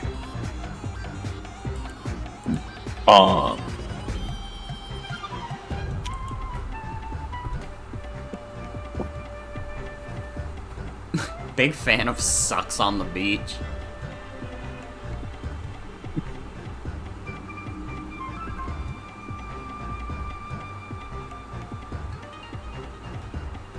So yeah, I'm so sorry that very exciting matchup between Toxapeck and Skarmory ended. I know we were all looking forward to them doing chip damage to each other for like 10 years. Yeah. I really like Tito Top Haddison.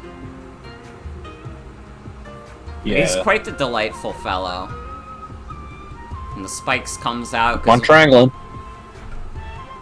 Keep on triangling. Oh. Yeah, right now this is a little bit of footsies too. Until Nidoking just fucking obliterates someone. But now Starmie comes in and the nightmare begins. That T-Tar switch might have seemed sus. Me and Frig both forgot Analytic existed. I remembered Analytic existed real time during that turn. T-Tar was supposed to live that, but it didn't through Analytic. I'm just so used to those things being natural cure, but we get some nice toxic spreading around here.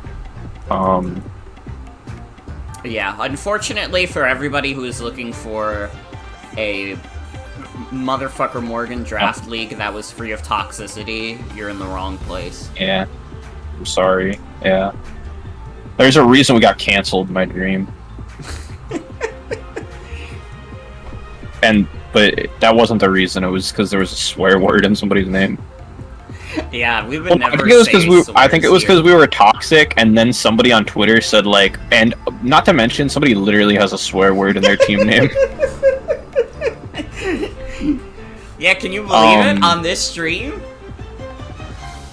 Yeah.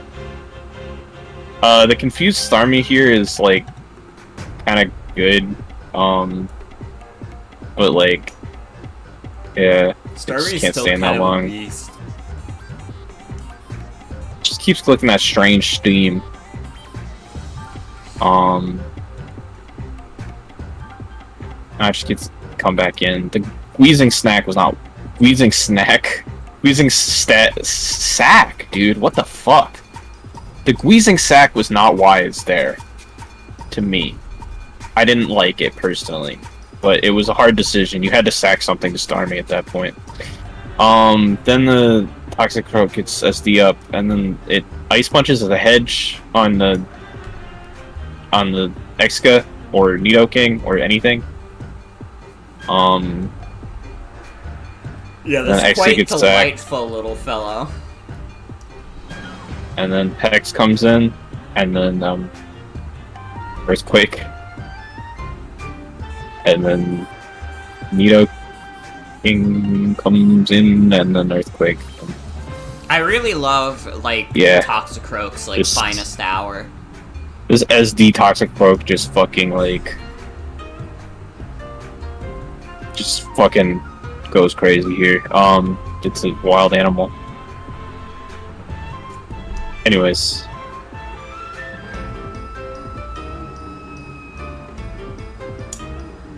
Alright. So... Hazel's not currently in the audience, and Frig is, so... Let's have Frig talk about this first, and I'll join her, and we'll both talk about it, because it's kind of... We definitely... This was a collaborative effort. Yeah, I did some of them. Yeah. So, like... My guys here, you notice that Starmie is kind of good against all of them. Yeah. And Starmie is also a very fast Pokemon. So, like... Yeah. It really...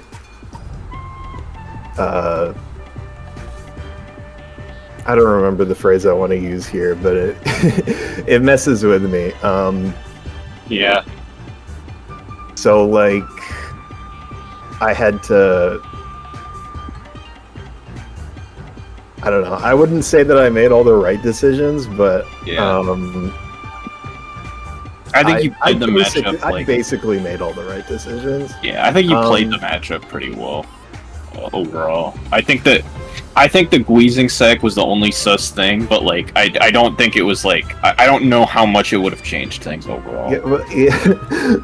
It's just gonna die later. I just know that Excadrill was more useless at that moment.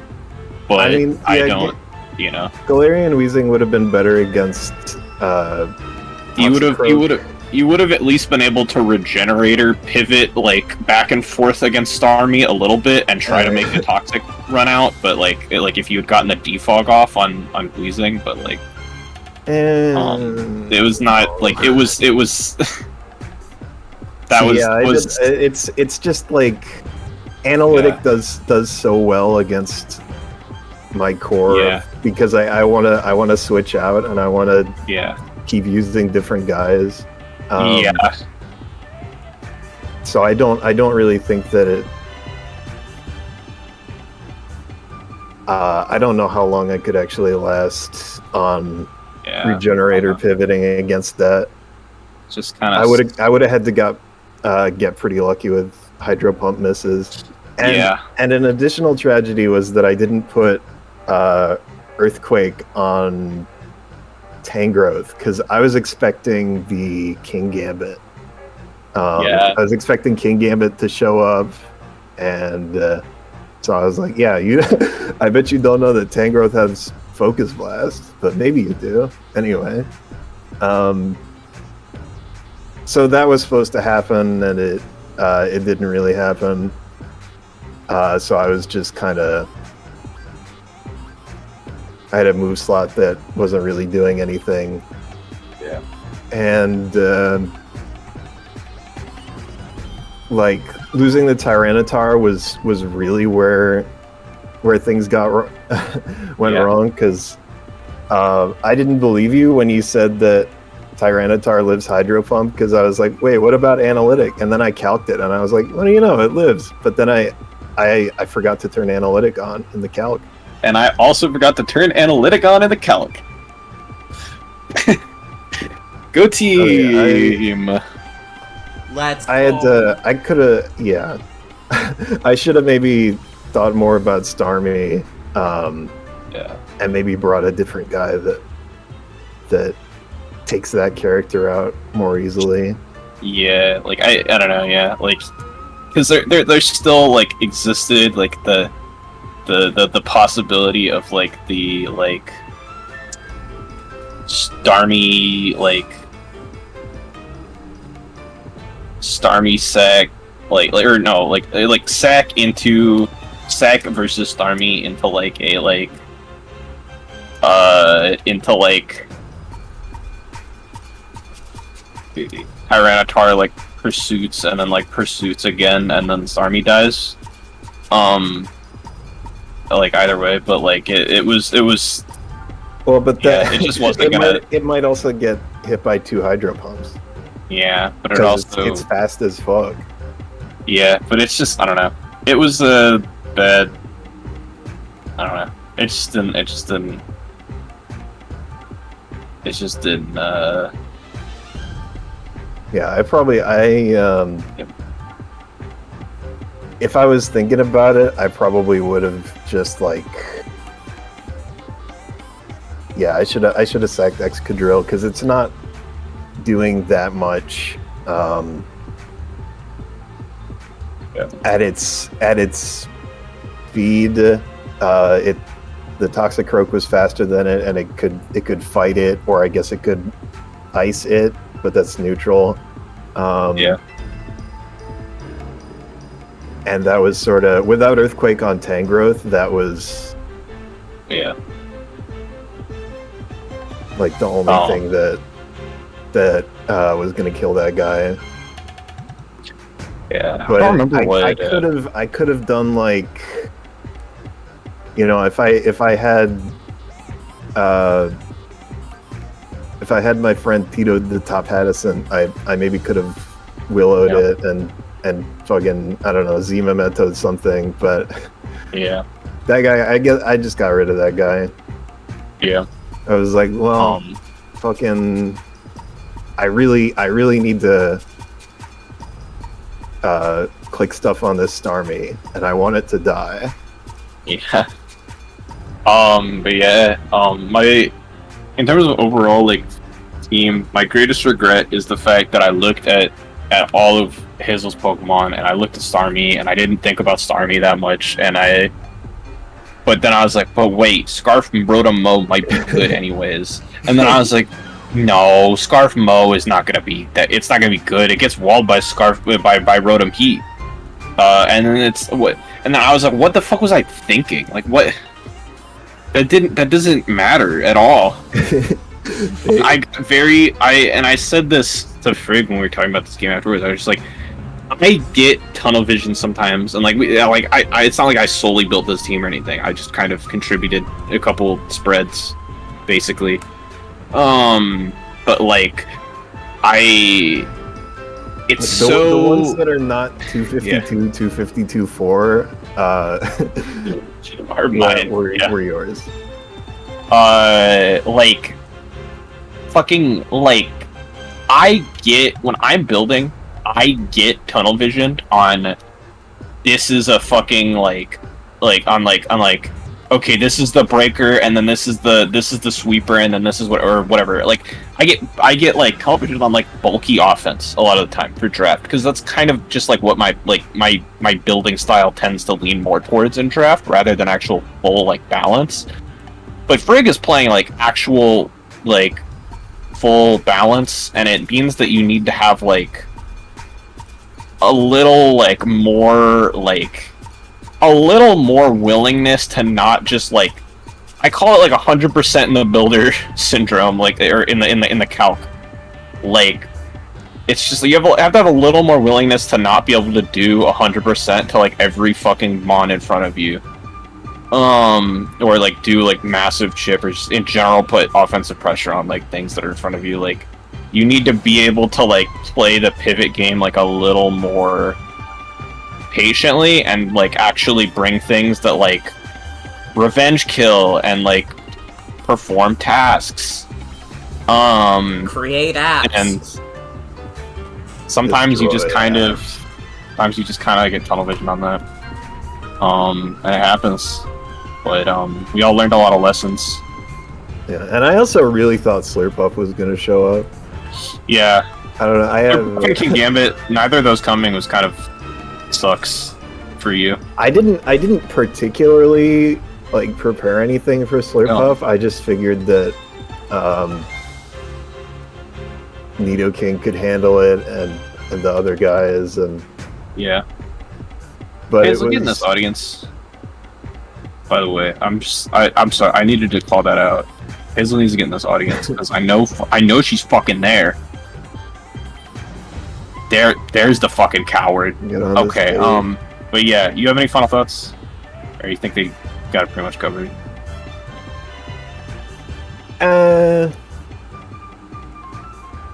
Well, at this point, I'm aspiring to not last place. I don't think you'll last place. All right.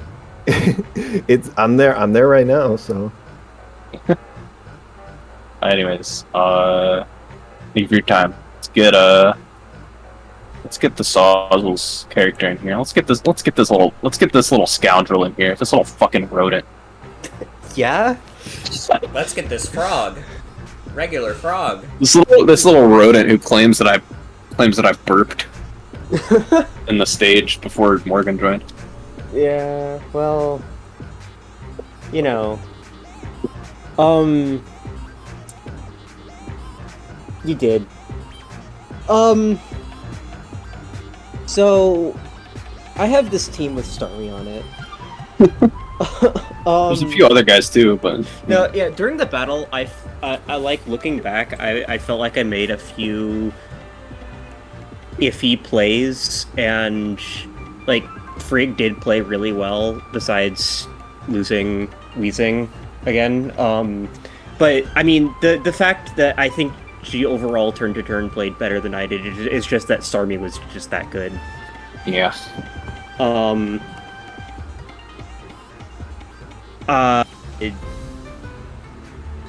If I also like thought about like some things like retrospectively. It's just like I wonder if it would have been even better if I had flip turn instead of rapid spin, but then I wouldn't have had rapid spin, and I didn't really want defog because having my own hazards up was big. So I don't know. It worked out, so it's all good. My team had a few funny tricks on it that didn't matter a lot. I mean, okay, so Starmie is straightforward. It has the things that are super effective on the things on Frig's team, and it has an expert belt to do more damage to them without dying. Yeah. It speed creeps something or other. One of those Pokemon. Yeah, it's fast. It's faster than everything because Starmie is very fast. Yeah. Rotom, I put a lot of special attack on. Because I wanted to get a lot of Volt Switch chip in. Because I mean, there were generators that I wanted to do more than the regenerator brought back on. And just like, if I had a bunch of chip on everything, then I could just, clean up with Starmie or unboosted Hydreigon if I couldn't get the Nasty Blood up. Yeah. I had Foul Play on there so that it didn't get walled by Mega Charizard or Alola Marowak. I was gonna note that just because you sent me the Foul Play calc on Zardex and said this is depressing and used it anyways. I still had Foul Play because I mean, what do I put on there? Will-O-Wisp? Yeah. It doesn't hit Charizard either. Yeah. Yeah, it's just you don't have that many other options. So yeah, if Charizard is because the thing is, it would have KO'd at fucking +1. defog, bro. I don't. Yeah, but it would have whatever. it would have KO'd a +1 Charizard that had switched into rocks on its base form. Fair enough.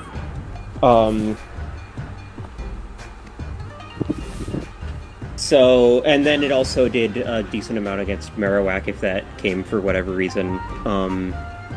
Is Marowak faster than King Gambit? I don't even know. No, it's slower. It's 45. It's slower. It's 45, okay. I mean, with a bit of speed, it could have outsped no speed King Gambit, but... yeah, I don't know. I didn't bring King Gambit because it didn't like Tangrowth Toxapex, so... Yeah.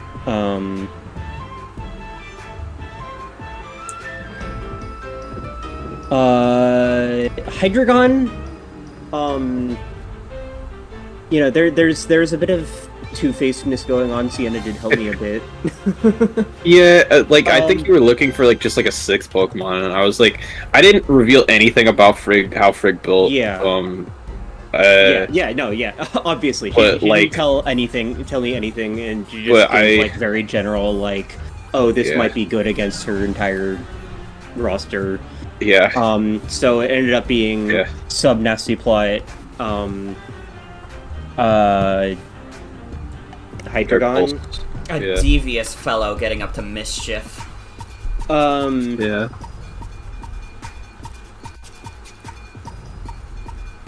What was I thinking? What was I saying? Oh yeah, at one point that was Swift Swim Seismitoad. Yeah. Just to be fucking funny. Yeah, because you had the it other... was mostly Seismitoad, not other manual rain.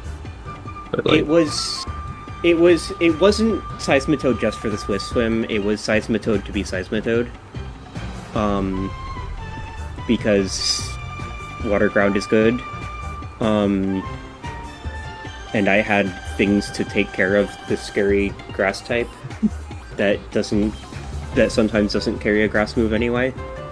Well, Eve, I knew that it was going to be Levitate Guizin because I had seen it, but I didn't know, Yeah, that's on me. That's on me for, like, not thinking, oh hey, Guizin gets Levitate and isn't always neutralizing gas. I also didn't really know that because I didn't remember what ability it had by the time that I was prepping Hazel. Yeah, I remember a lot of things, which kind of helped me feel impartial. Right. It had 80 special defense to not take as much from Toxapex stuff, maybe? And maybe... Oh, I think also Rotom Null. To just... I think that made it, like, a very low chance for Rotom Mo Thunderbolt to break a sub.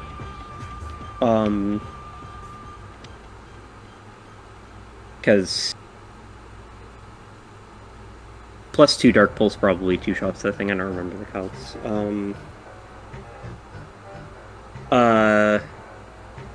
It had to be timid to outspeed something, I don't know.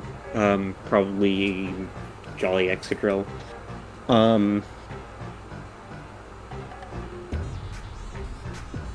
Yeah, I think it was like a few speed points short of outspeeding Jolly Excadrill and Modest.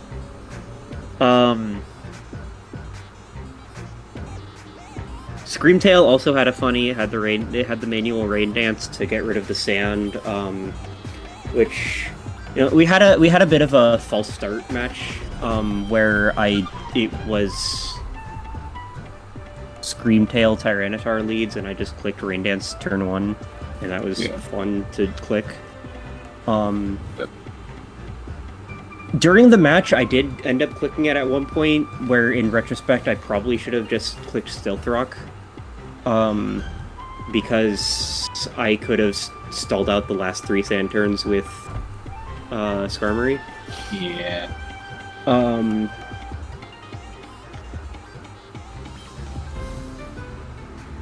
I respect the rain dance, honestly. Yeah. I think it's so funny. Yeah, it also gives me dry skin recovery and reduces Flare Blitz damage. Yeah, which Zardex again did not go. Yeah, and Zardix it gets didn't rid of want to play. Sand Rush, it gets rid of Sand Force, it gets rid of Sand Chip. Yeah.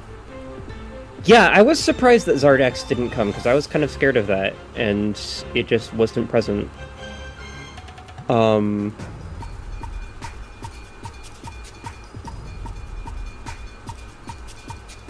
Wish was good. Wish did work. Stealth Rock is Stealth Rock. Play Rough is Play Rough for a button to click in case I need to do damage immediately, and it's, you know, good against Tyranitar. So that Tyranitar doesn't just, like, sit and do Tyranitar things in front of... Scrimtail, for the record, for everybody, it has the same stats. It has the same attack and special attack, for anybody wondering. Yeah. Like, it Gleamed is not better. It's more accurate. And it's definitely not, it's definitely not better into Tyranitar. Yeah. Yeah, that's the thing. Yeah. Pretty normal Skarm. Has a Skarmory set, yeah. And then... There was a brief split second where I put Tailwind on instead of Whirlwind, but then I changed it back because it's stupid, because Tailwind fucking sucks. So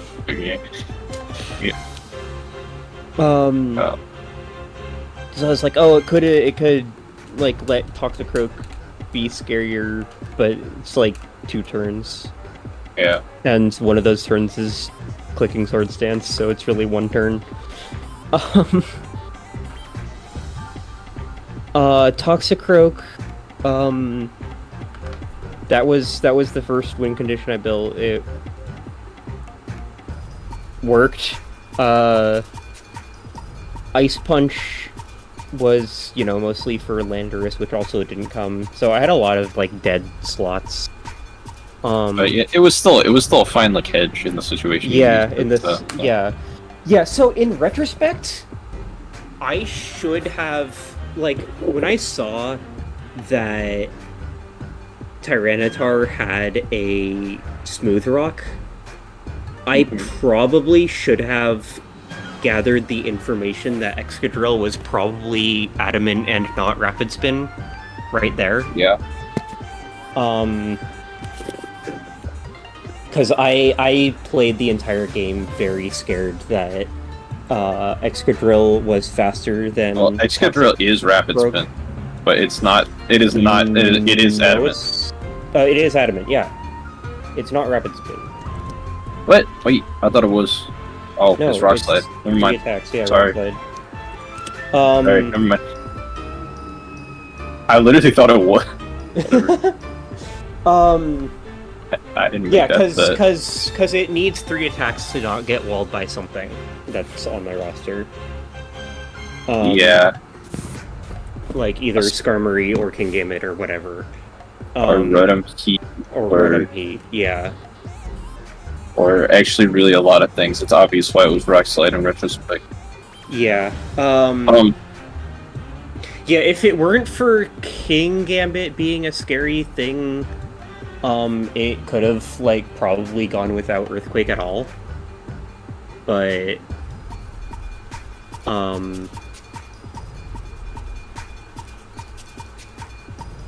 yeah. Anyways, again, like I said before when I was talking to you, I have played the evil trick of drafting Kingambit and not bringing it twice. Yeah. So yeah. Any like final thoughts overall? Yeah, I was. There were. I feel like there were a couple more. No, I think I said the things I wanted to say. Were like keeping the Skarmory asleep. I probably shouldn't have even like wasted turns burning sleep ever, because it like, you know, absorbed sleep for stuff and also did its job preventing Excadrill from making progress while it was asleep. So, yeah. because it can like even Rock Slide, like it just doesn't do a lot because Rock Slide is just weak. It doesn't do a lot against Skarmory. So I could have just burned a trillion sand turns and then brought Starmie back out, or as it turns out, Toxicroak.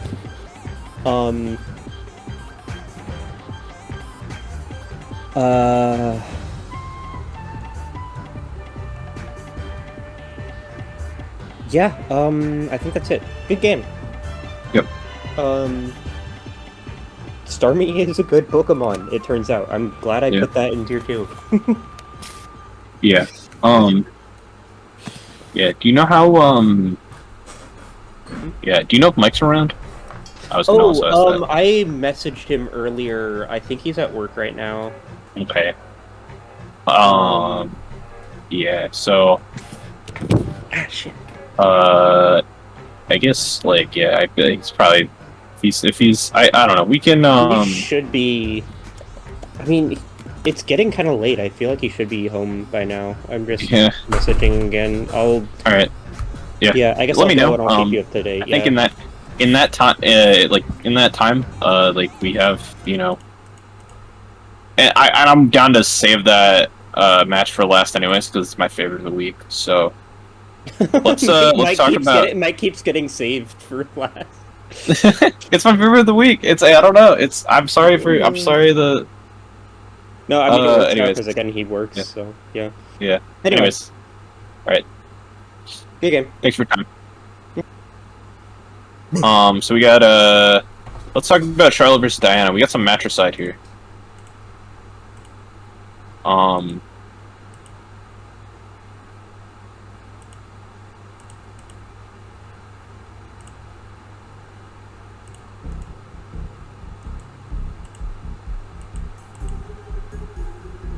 Ah, yes, the good old classic Rain team. Yep.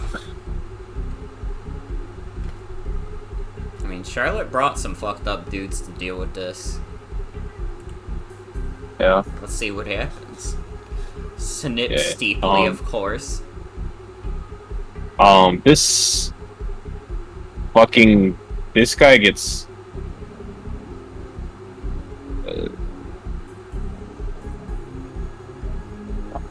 So this, I like the Bronzong, just Bronzong. It's this Bronzong set's crazy, by the way. I just, like, want everybody to know this Bronzong set's crazy. Bronzong is straight chillin'. This Milotic set's crazier. Shouts out to, BDSP Cynthia for the idea. We got that Flame Orb Milotic, baby. Fuck yes. Yeah. But yeah, this fucking Nightshade, Calm Mind, Future Sight, like, fucking, I think the last move's... Grass Knot. Yeah, Grass Knot, like, this fucking Bronzong shouldn't be doing, like, any work, like, but it is just going. It just goes. It just does shit. As fuck. It just genuinely does shit. And then Aleki's Thunder Cage. But the Gyro Ball does 1 billion damage because Aleki's the fastest Pokemon and for Uthard's like the slowest. And then yeah. Gets seeded a bit. The Nightshade does not out damage the like. This song is perfect for getting drowned.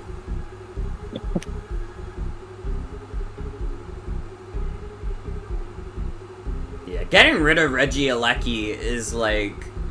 Yeah, it's pretty huge. With no casualties. I mean, now you gotta worry about Tapu Koko, but... Yeah, Thunder Punch would be fat.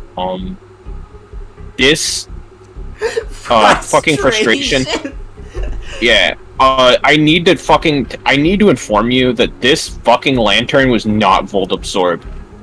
Diana just went into this as the most confident person on Earth with Water Absorb Lantern. I was just like, against a team with Aleki, Coco, Volturn, I was just like, this will not fucking... this will not fucking, like, they will not click an electric move on me. And then Manaphy, here, like, the haze on the fucking defog drop into Tail Glow is just so funny. I don't know what this signal beam is for. Charlotte's team building is, like, fascinating, because I really think Charlotte, more than anybody else in the draft league, is dedicated to coming up with the most fucked up and funny sets. Raw rest there on the Manaphy, but it's honestly pretty good. Like, there's not a ton that threatens the Manaphy other than the Coco, naturally. This crazy-ass Bronzong is still, like, alive and still just, like, it's still clicking buttons, but it does finally, it's fucking, it's time in the sun, like, I don't know, it gets one last tango, one last little tango, and then, it's, fucking, I forget how fucking long that thing lasts. It's so fucked. It didn't even die to the leech seed. It just got fucking, I'm like whatever. this Bronzong's biggest fan. It should not be putting in as much work as it is, but Charlotte just has an impeccable ability to make it work. It's so fucking funny. This is the cheesiest shit ever. Just Sneasler moment. Total Sneasler moment. Epic the lantern comes in. Moment. Yeah, wrong pack move. Yeah.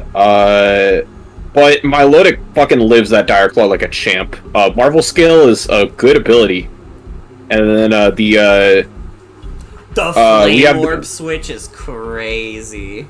It takes the Flame Orb to give it the Black Sledge. It's like, well, you're gonna take more chip per turn now. But I still think worst trade deal in history.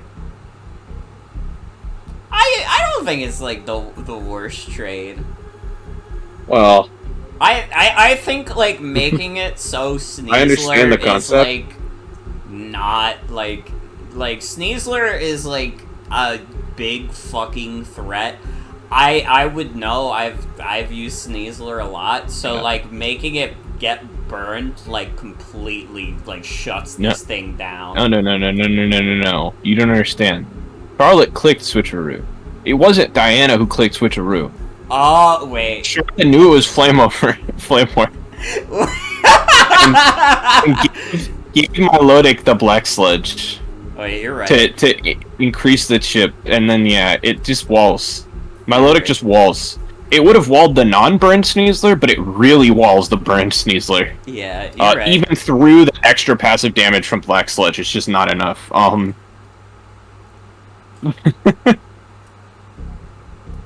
Yeah, but yeah, funny fucking battle. Let's pull up Diana's team first, because I put Diana for this. It's Rain. You're kidding me. You're lying. Yeah, it's Rain. I'm serious. I'm dead serious. I'm dead fucking serious. What? Yeah. So, Pelipper. It's just Pelipper. It's just Pelipper, bro. I don't know. I don't know why it wasn't Scald. I don't know why it was Surf. I just didn't question it. I'll be real. So I was the Scuda was funny.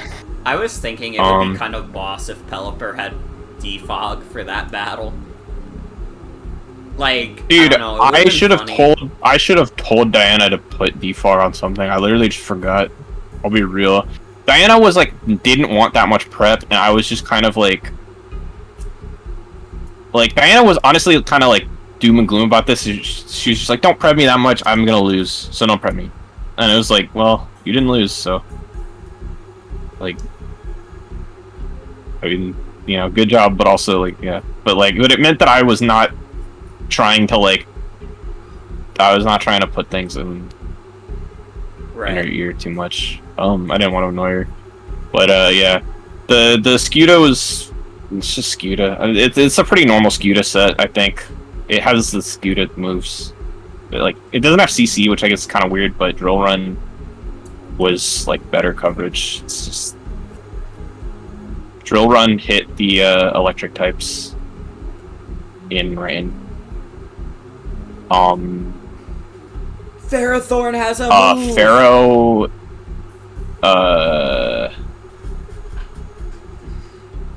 Pharaoh is like mixed bulk. This is literally just like a generic EV spread that just happened to work out. Literally, I was just like, Pharaoh should be mixed bulk to Diana, and then she was just literally put it in just like, fuck. I don't know what the fuck the force special attack was. I think that Diana just didn't see properly. Diana was also, I think, a little out of it when we were building, because like she initially handed me a version of this where my Lodic was 252 attack. And then I like pointed it out, and she's like, "Oh shit! I thought that was defense." So I think that the force special attack was generally just an error.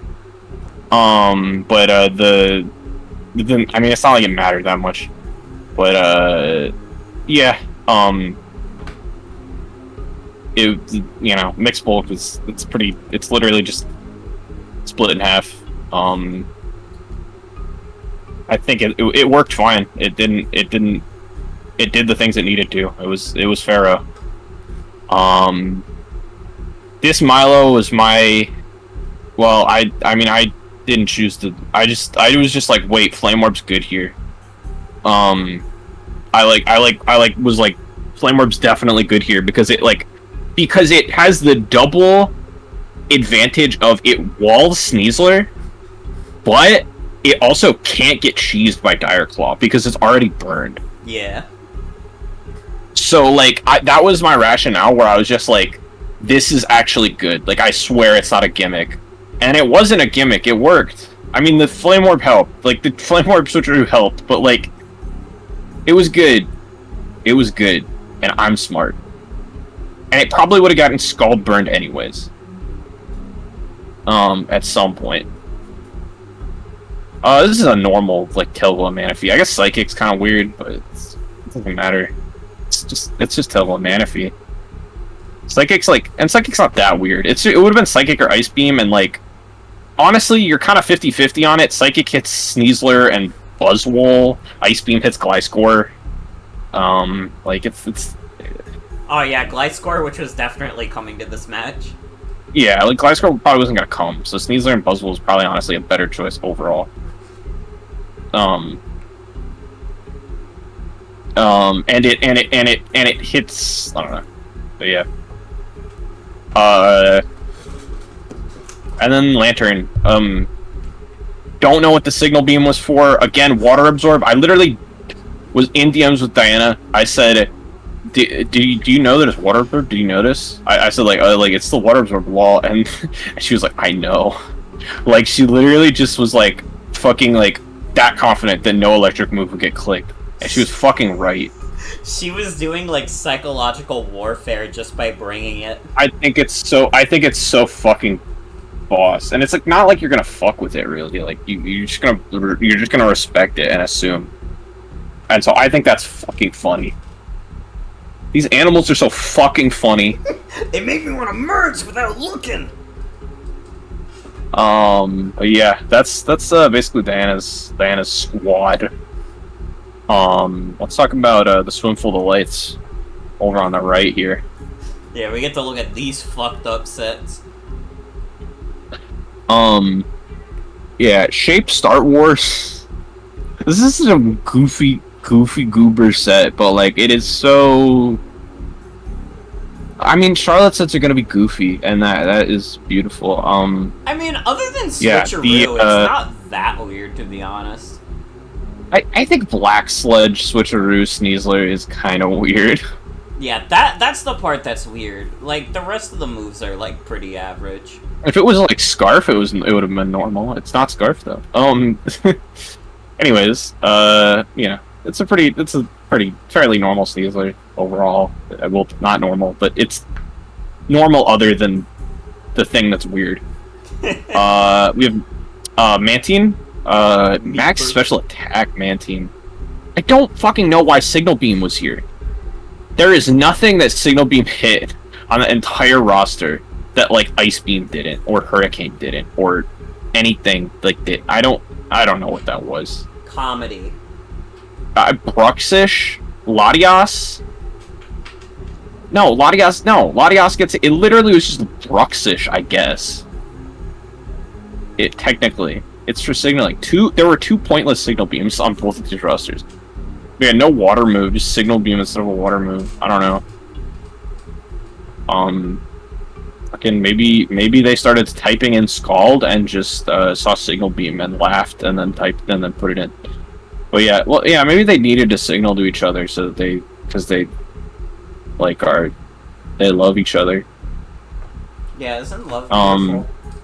You have to respect it. This Bronzong is nuts. Max special attack, max HP, modest Bronzong with Future Sight, Graznot, Calm Mind, Nightshade is the fucking craziest set I've ever seen. It's so funny, and it did so much work too. So we can't even be like, "Oh, this is stupid. This sucks." No, it was the best set in the entire game. I can't be like, "What's wrong with you? You're stupid." They literally came up with the most genius set ever. It came from fucking Mars, and we have to acknowledge that it's also the best set that was brought by far. Yeah.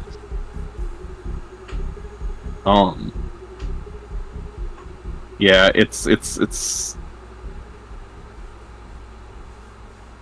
Yeah, no, if we have a craziest set competition for draft, Charlotte wins by default. There's no fucking way. I fucking respect that this was Z mirror move, Coco, a lot. Z mirror move is so funny. I don't even really have anything else to say. I just respect it. I don't really know what this Max Jolly Coco was living from, and then hitting with mirror move, but yeah. I also just appreciate the anytime anybody goes for the frustration, it's funny. It's just kind of funny. I think that it's Charlotte's theatrics. You just get the frustration in there. It just feels theatrical. Yeah. In a way. This Aleki was also stupid, but it was a bad stupid. This Aleki shouldn't have been Thunder Cage Ancient Power. It should have been able to click electric click standard normal electric moves on things that are in front of it. It should have been able to just click Thunderbolt, but whatever. I don't know. I don't know. But I mean, also it's Ancient Power is what else are you gonna put on Aleki? I kind of get it, but I would have just put 3 electric moves on it. It's not like Ancient Power makes you not walled by things suddenly. You're walled by the same things. Yeah, you're never gonna hit ground types ever, no matter what. You're never gonna hit ground types. You're not hitting fucking. You're hitting fucking Pharaoh for way less damage on that. It really only does anything against Lantern. And Masquerade. I mean, it got the webs up. The webs were useful. I mean, there was a lot of Skuta didn't get to be useful that game, partially because of webs. Because Skuta was there to outspeed on Bird and Sneasler and stuff. Yeah. And then, yeah, we have the frickin'... But yeah, it's a pretty normal set overall, though. It could have been Hurricane for the rain, but I get Scald. It works either way.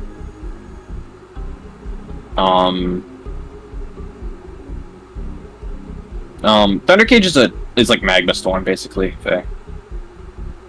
It's just like electric Magma Storm. But yeah, I think that pretty much covers that game, that team.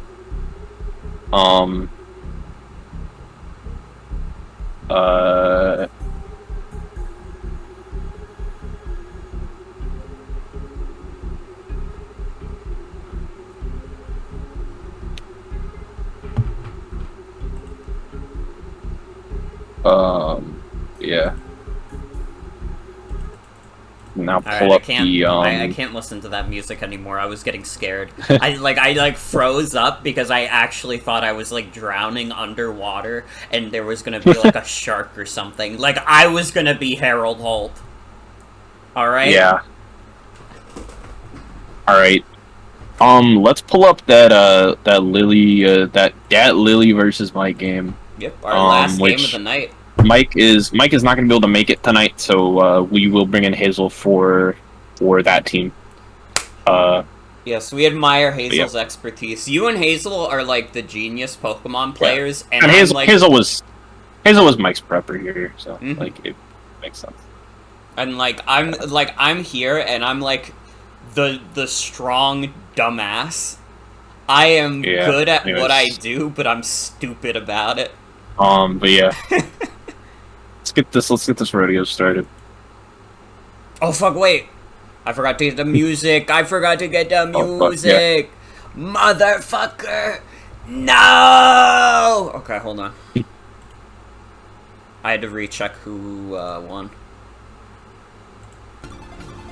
There we go.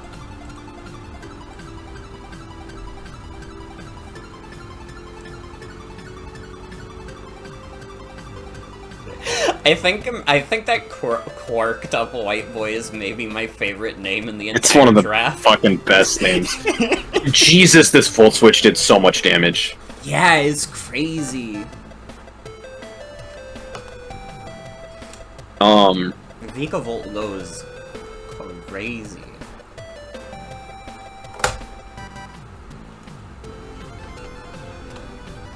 Oh.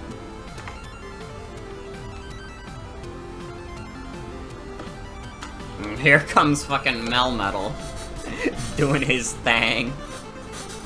I don't know what this Ice Punch was, but it worked because of the fucking freeze. Yeah, you have to respect it because it did in fact work.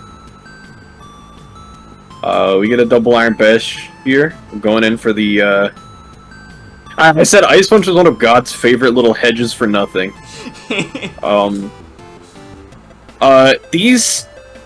We have a few turns where double Iron Bash doesn't flinch. It just doesn't do it. You think it's gonna flinch and then it doesn't.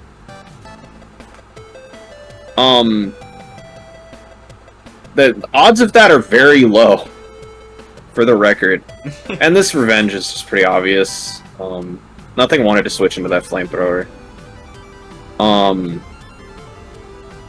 Yeah, it's rough. Iron Moth is just crazy. Yeah. The grassy terrain weakened EQ kind of fucks Garchomp over here. And then the Lele comes in for a reason I'm not certain of, and it gets fucking frozen. 2 out of 2 Ice Punches kill things in this game, like freeze things in this game. And 0 out of 4 double Iron Bashes fucking flinch in this game. Hazel did the numbers on that. It's like 0.1%. Good lord. It's very low.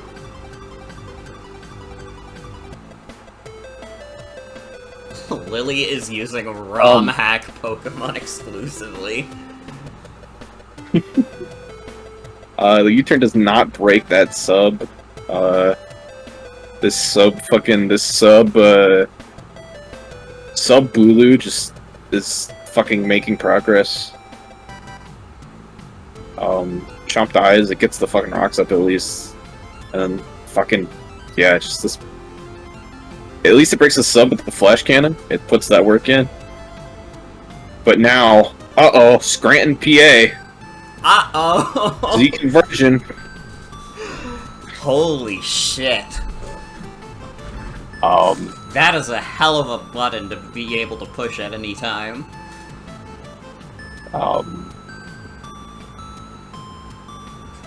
Bonk, dead.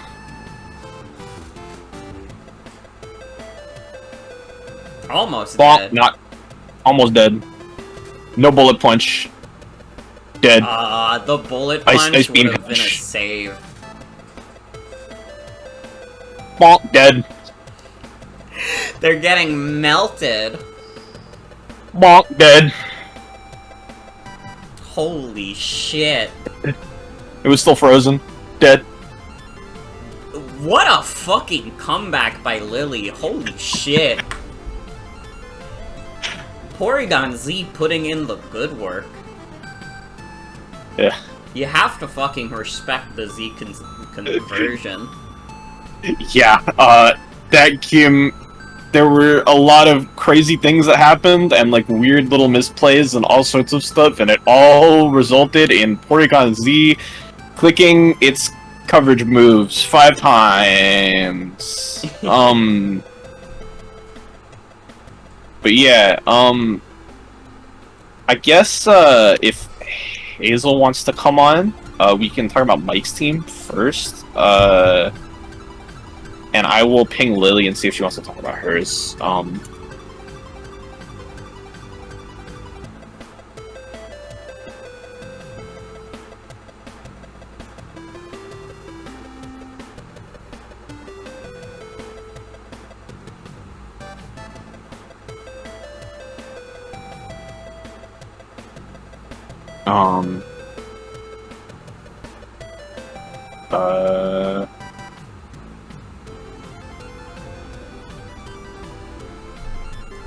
Hazel. Actually, Hazel's offline now.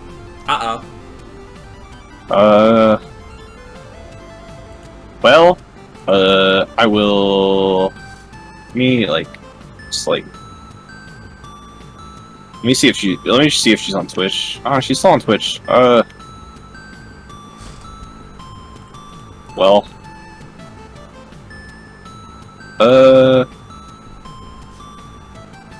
Here, I'll start talking about Lily's team. I prepped Lilly anyways. If we want to, like, talk, if she comes in, then we can talk more about it from her perspective. You always want to hear about the game from the player's perspective, but, you know. Yeah. This Mandibuzz is just a normal Mandibuzz. It's not really complicated. It's just good. Yeah, seems like a good support dude. Yeah, Mandibuzz is great. It's really good. Cooka to defog, Cooka to knockoff. What, you can't complain about that. Yeah, yeah, we have, Garchomp. You may be questioning, why the fuck does Mega Garchomp have Whirlpool on it? Well, I'm glad you asked. Me and Lilly were talking, and we were figuring, okay, so Psychic is gonna be the best, like Z conversion, Psychic is going to be the best win condition in this game, because, like, with Psychic turning boost, it's like the only thing that was hitting, like, Oko on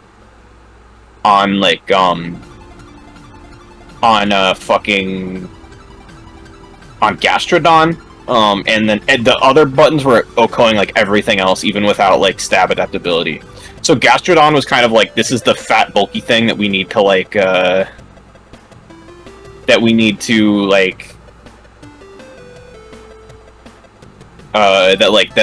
Psychic can muscle through. And then we were like, okay, but, like, we do have a Metagross problem. Like, partially because of the fact that, like, Electric, like, Thunderbolt wasn't killing either way. But, we, like, went with, like... Thunderbolt wasn't killing Metagross either way, so we were like, well, we need to remove this somehow. And so, like, we were literally prepping. I need to stress that we were prepping, like, this... most of this team was built 30 minutes before the game. And yeah, I just pulled that out of my ass because I saw a Whirlpool on the moves, and I was like, okay, what if it was just Earthquake, Double Hazard, Stealth Rock? Because what fucking attacking move does it need to click other than Earthquake? It's trying to remove, like... It's trying to just remove fucking, like, Moth because it's annoying, and, like, and fucking Metagross, like, especially Metagross. And, like, so, yeah, we just went with Whirlpool, Trapper, Garchomp was the idea, and we would just click Whirlpool on the Metagross, and then it would either give a free switch into something else, like, if it switched out, or... we stayed in and clicked Whirlpool into Earthquake and just, like, 2-hit KO'd it. And it did have Ice Punch, so it honestly kind of, like, wouldn't have worked. But, like, we were doing this, again, like, so close to the wire that, like, we were doing this up to, like, 1 minute before the game started. It was not, like, it was so close. Like, I fucking didn't, like, I didn't even think about Ice Punch, I'll be real. And I just thought it'd be funny. Garchomp kind of didn't get to do anything. Garchomp kind of sucked that game, I don't know. IDK. Vikavolt is good. It didn't get its webs up because it was too scared. I got the webs up once, but they got taken away. Yeah, or it didn't keep its webs up, rather. It's very lucky that, like, fucking, like, I guess, like, honestly, like, the idea was just, like, sack the fucking Vikavolt here, because, like, it is, like, better to, like, sack the Vikavolt than to, like, let these, than to, like, take chip on anything else from the fucking Moth, because Moth is evil. But then, it clicked Toxic Spikes, and the Volt Switch just happened, and then it just worked. This was speed creeping, I think, Gastrodon? I'm not sure. Let me check. Vikavolt 43 speed. It's like Delmise and Gastrodon, I think. And like, yeah, it was 20 speed. Yeah, just for that. Flash Cannon was for Bulu. Volt Switch Bug Buzz. No normal, like, electric move. But yeah, like, Life Orb I, like, questioned, and then I was just like, well, this fucking, it hits so hard. I don't know. You, like, want to, like, leverage the max, like, that high fucking special attack stat in some way. And it really just does hit so hard. I think at some point Specs ought to come out, though. Would be pimp.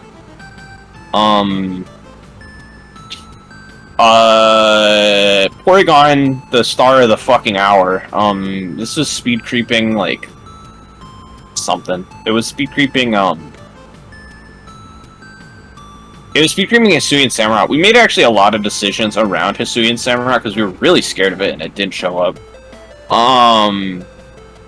Yeah, like, Hisuian Samurott, like, it's, yeah, like, because that's also why Hisuian Samurott is also why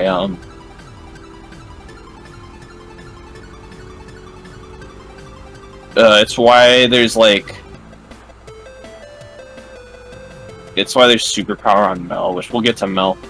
And we have like, yeah, like, I don't know, this is a pretty normal Porygon. Like, Psychic, like, Z conversion Psychic is kind of weird, but, like, it's not that weird. Like, it is especially not that weird on a Psychic terrain team. Like, it makes sense. It hits hard with the Psychic terrain boosted adaptability boosted Psychics. Like, you want to, it's cool, and you can't get hit by Sucker Punch because you have Psychic terrain up, or that's the idea, anyways. And there's no, like, yeah, fucking Lillie didn't get to do anything this game because it got frozen. Lillie wasn't bad into this team at all, and like, it honestly probably would have done a lot of work, and it would have like keeping the terrain war would have been good, but like, it just didn't get to do anything because it got frozen. Of the two freezes that game, Enamorus was like not that big of a deal, because it would have lost to Mel either way. But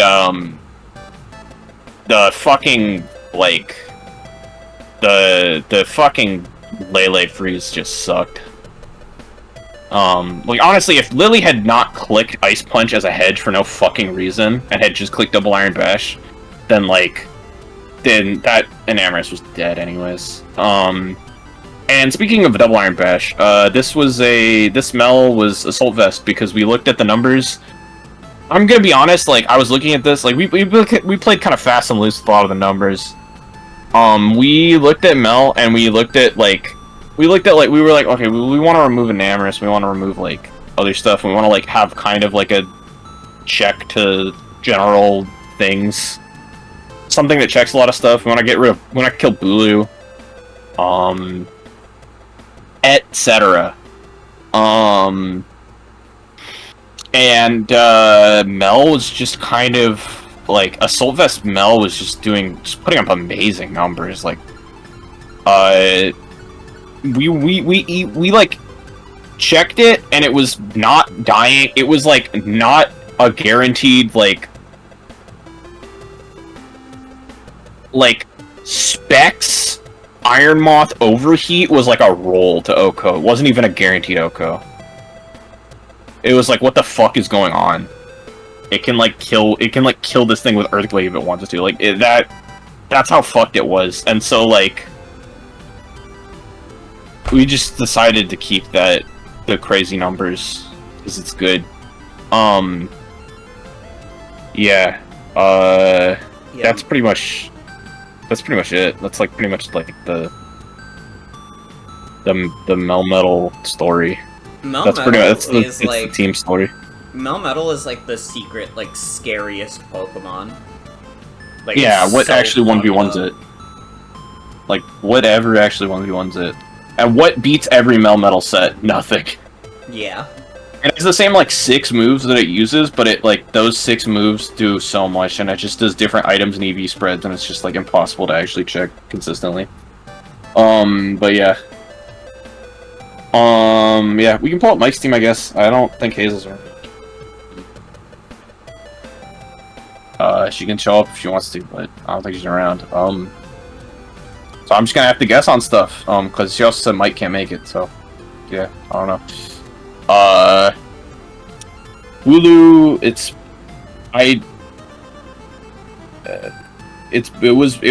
it was certainly Booloo in time. This Booloo was like really good, honestly. I don't know. Sub Hornleech was just kind of putting in work with like leftovers and the fucking like grassy terrain recovery. It like genuinely kind of felt like it wouldn't die. But it did. Yeah, he represented the best of us. Gastrodon, this Clear Smog Gastrodon was fucking... It would have not done anything, but like it was a good idea. It wouldn't have killed the Porygon. It wouldn't. Porygon would have won because it would have OHKO'd it with this with. Well, okay, that's not true. If Gastrodon, if like everything went down the same and Lele had been lost and like the psychic terrain wasn't allowed to stay up, then like yeah. But Gastrodon did just kind of get thrown away also in the Melmetal 1v1, which I don't know why Mike thought he could win, but he just did. He just kept playing it. But yeah, the Clear Smog could have maybe done something against Porygon, but I kind of doubt it. Actually, yeah, I don't know. With the chip on it from like even like one Double Iron Bash, Ice Beam or something, probably like Psychic probably would have killed at that point. So I don't know. Even without Psychic Drain up. I liked this lead. I like the balloon moth lead with Taku Spikes and U-turn. It did get fucking owned by that Volt Switch though. It took so much fucking damage from that Volt Switch. And that kind of like set a lot of the pace of the game because it couldn't really like it just couldn't survive another hit. It couldn't do anything else. We have the Delmise. I think this Delmise is funny as fuck. It's the Rapid Spin Grassy Glide Poltergeist Steel Roller is just like funny ass set.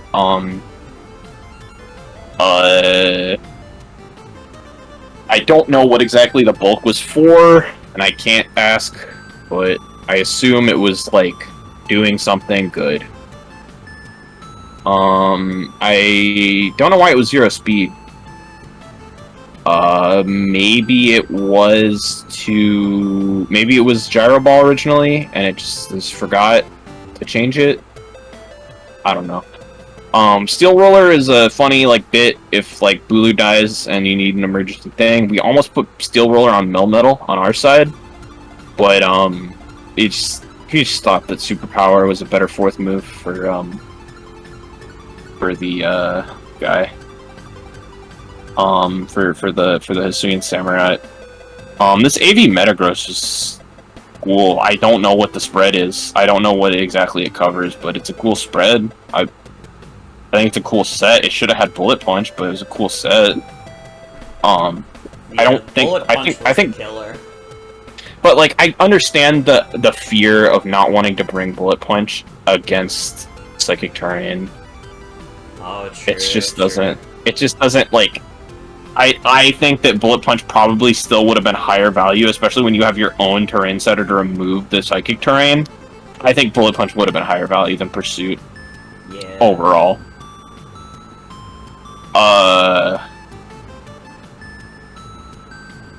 But yeah, letting the Assault Vest get knocked off was probably the turning point in this game. If the Assault Vest had not gotten knocked off, there was no way Lillie could have won this game, frankly. But the Assault Vest did get knocked off. The Metagross did stay in against the fucking guy, against the Mandibuzz. And so many bad things could have happened in that turn, because, like Eve pointed out, I think it was Eve pointed out, like, if it was foul play Mandibuzz, that would have done a lot of damage. That would have, like, probably chipped it enough that Thunderbolt would have killed also. It might have actually been worse than the AV getting knocked off. But, yeah. That was the big, like, enabler for that. And this Enamorus, this is a Kebia berry. This is the poison resist berry. And I believe this was just for Gengar. I actually know that one for a fact. This was just for Gengar because Gengar is fucking like scary, and I get it. Hazel shared that a lot of their prep was for Gengar, and like when Gengar didn't come, like it was kind of a scary, because Gengar was like, that was like the threat to them, and then there was no Gengar. Like for our part, when we looked at it, we were like, well, Gengar is fine into this, but like Samurai Hisui's kind of scary, and like in general, like we want like a fairy resist that like doesn't immediately fold the stuff, because we didn't want to get pwned by Bulu and we didn't want to get pwned by Enamorus. And so like having one with like low fucking like whatever. Oh, Hazel, I'm sorry. I thought you didn't respond and you were offline on Discord, so I didn't know. You can join. Hi. Yeah, Hazel, can you tell us where it all started? Where were you born? Yeah. Well, I was born in cave. A cave. I'm getting a little suspicious of this origin story already, considering I was made in a lab by a evil professor. See, that I believe. I believe that more than the cave story. No, I'm always invisible in Discord. She was just trying to think of what biological life is born in normally. Anyways. So okay, I thought I was gonna like get notified that this was going to happen and then see a replay of the game, because I don't remember really what happens in the game. I'm sorry, I'm a fucking failure.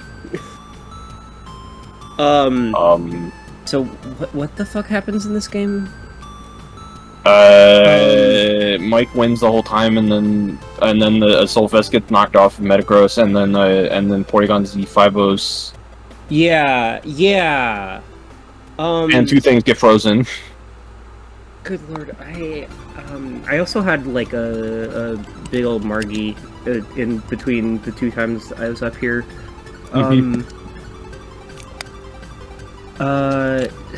Who even? Okay, yes. Hi, sorry.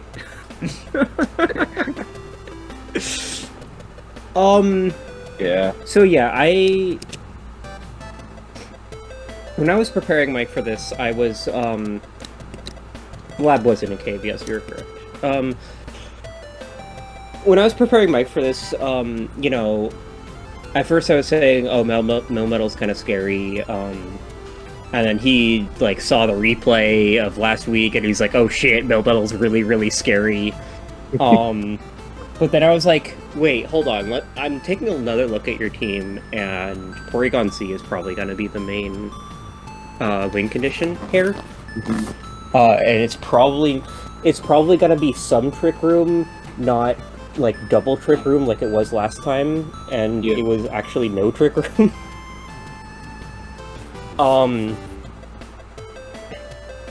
So, Zero Speed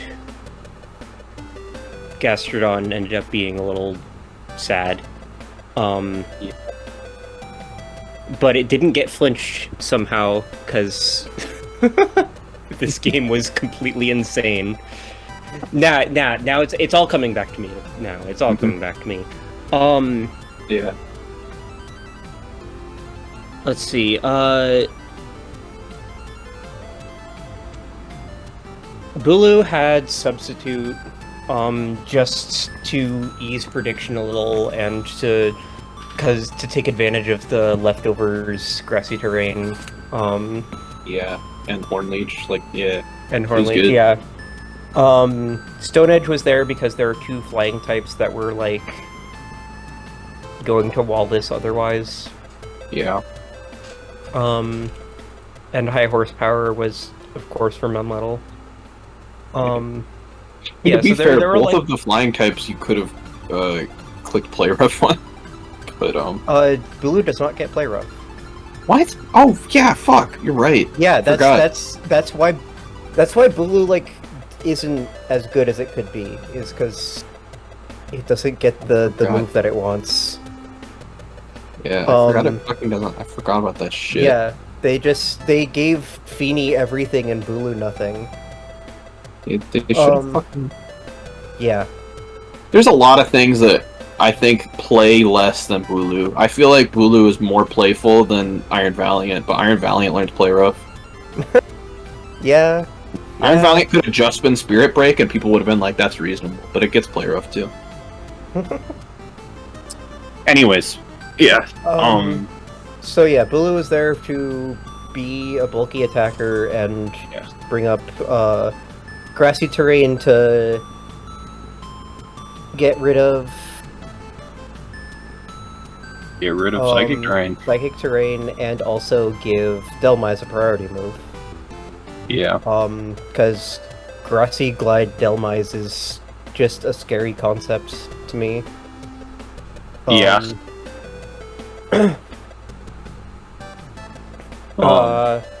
Yeah, moving into that, I mean... Steel Roller was all Mike's idea. He just wanted a big steel-type button to click. Mm-hmm. Was it originally Gyro Ball? I'm seeing a Zero Speed. Was that just for Trick Room? That was just for Trick Room. There was... Did it learn Gyro Ball? I don't know. I don't even know. He was just like, oh yeah, terrain's gonna be there, so Steel Roller is gonna be a backup opportunity. And I'm like, yeah, do it. It does big damage, sure. Yeah. I mean, yeah, so that's another bulky attacker. It has all that defense, and for Melmetal, it does like that. Okay, for other shit, yeah.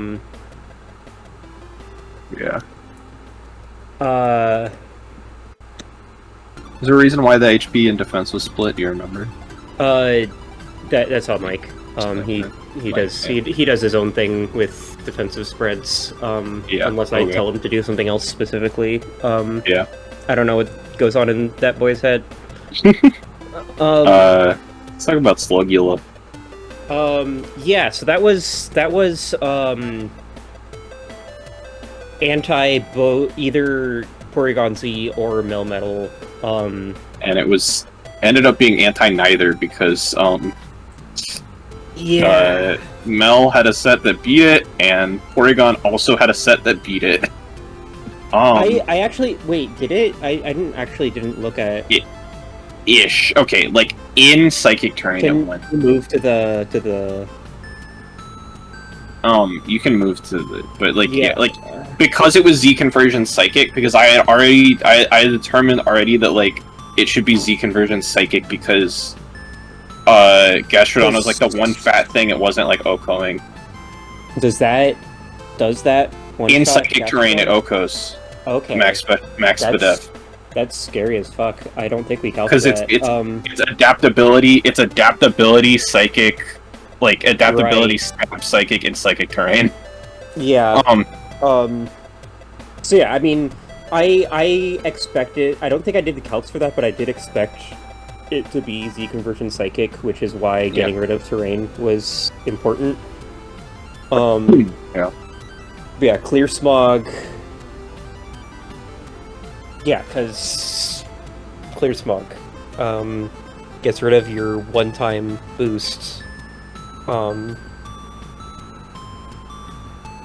So if that popped off, then you know, Porygon Z was just completely neutered, and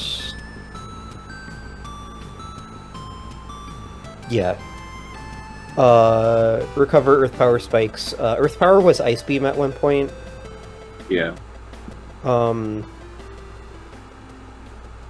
Yeah, it did kind of need EP to threaten Mel. Yeah. But I honestly think that, like... 40 defense... I don't know. I kind of think Scald might have been the play, ultimately, but... Yeah, 40 defense made,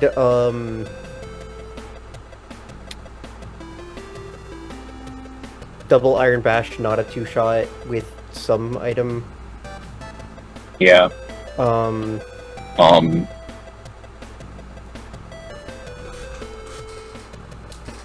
Slug.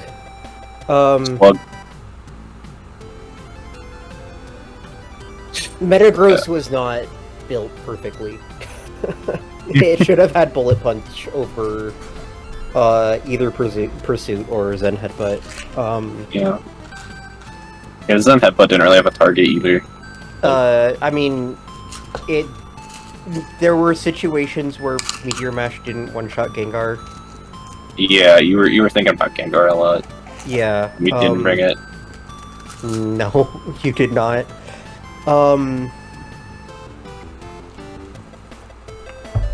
Yeah, like I mean, moving down to the... I mean, yeah, so Assault Vest was for Gengar and Porygon Z. Yeah, it also just didn't end up getting played well. Yeah, it ate a game-losing knockoff. I know when I was talking to you, like during the match, I like had a vision when Metagross was staring at Mandibuzz. I like had a vision. It's like, oh, he's gonna stay in, and then he's gonna get swept by Porygon Z. He loses absolutely here, and that is exactly what happened. A game losing knockoff that could have also been a game losing foul play. So really, it wasn't good either way. No, yeah, it was, yeah. Yeah.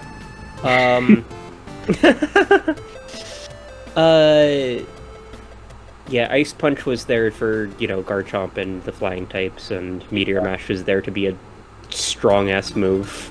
Ice Punch there was there to ruin our Whirlpool dreams. That's fun. That's funny. That's funny set. That's funny set. It's funny set.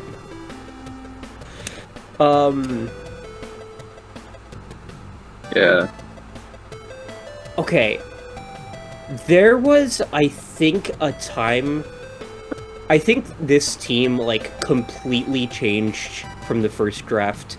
He made a first draft that was mostly stall. Uh-huh.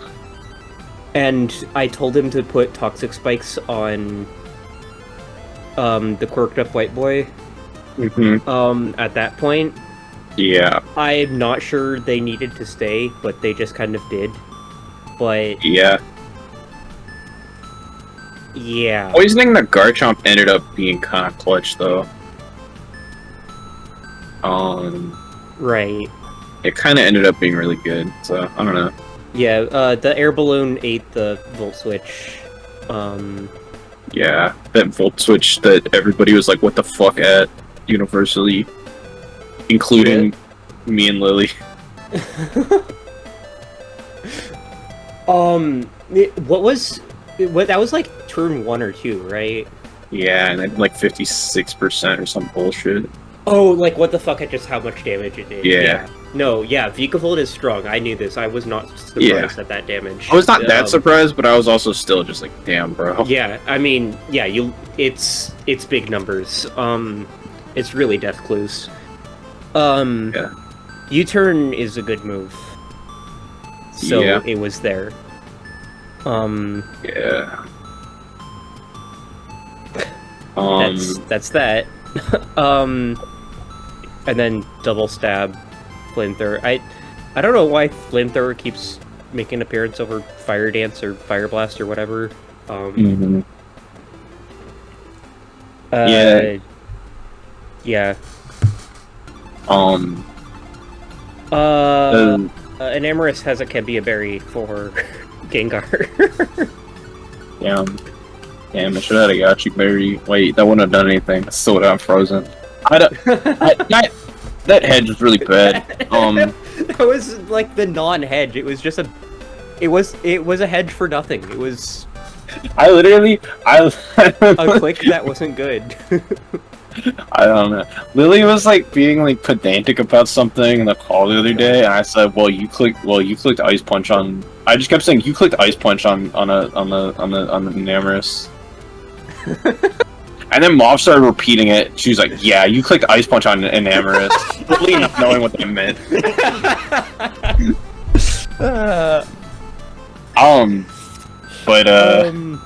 Yeah, I thought Calm Mind, Moonblast, or I mean, Fairy Ground is such good coverage. Yeah.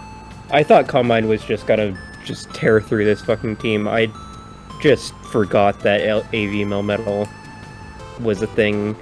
But again, once it like came out against an Amorous, I was like, fuck, that's Assault Vest, isn't it? Yeah. And then it took 45 from +1 Earth Power. Yeah, it was really like, yeah. I mean, I mentioned this when we were going over this stuff. But yeah, it was we saw that it wasn't Oko, that fucking like modest Iron Moth, modest specs Iron Moth overheat wasn't Okoing with that investment, and we were like, yeah, this is yeah. Well, this is fucked up. This is AV Mel. Yeah, we're doing AV Mel. Because yeah, like the entire reason we didn't bring Gengar was because we needed a fairy. We saw it in Amorous, we were like, we're not fucking going to underestimate this thing. We need a fairy resist that is not going to fucking just have no defensive presence whatsoever. Mm-hmm. Yeah. Yeah. Yeah. I mean, Gengar is faster than an Amorous, but yeah.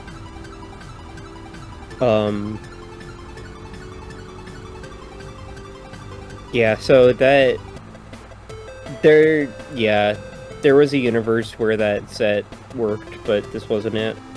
Yeah.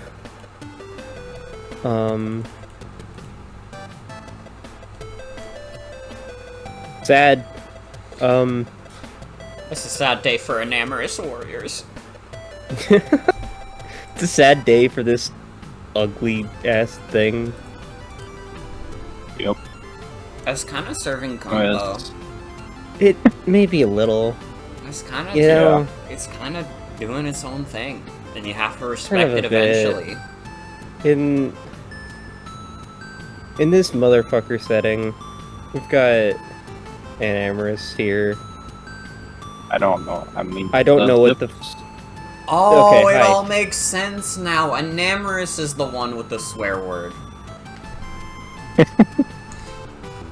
No, it's. No one even drafted Cofagrigus.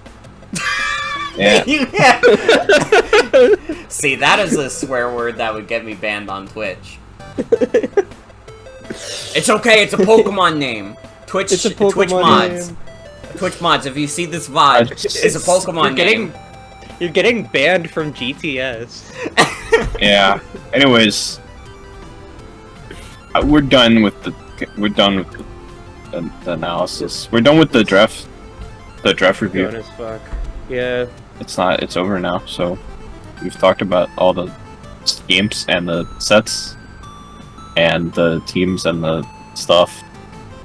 So thank you for your time, Hazel. Good luck with the margarita. Yeah. Thank you. Have fun. Okay. Yeah. See ya. See ya. So yeah, that's about it. Thank you once again, Morgan, for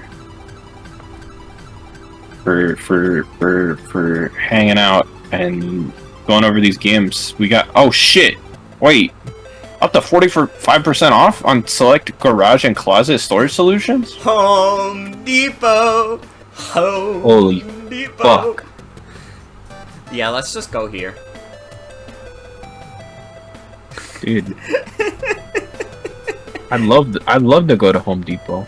Anyways, yeah, like we had a lot of really fun games this week. I think overall this was like a way more like in terms of just hype games, I think this week is way cooler.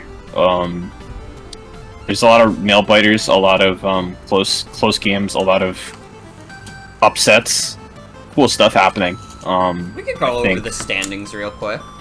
Why not? Yeah, we can. The standings are a little off because we have 15 people, so people have to take bye weeks. So some people have less wins. They only have less wins than they should because they've only played 1 week. I'm not last. Let's go, Morgan Heads. Yeah.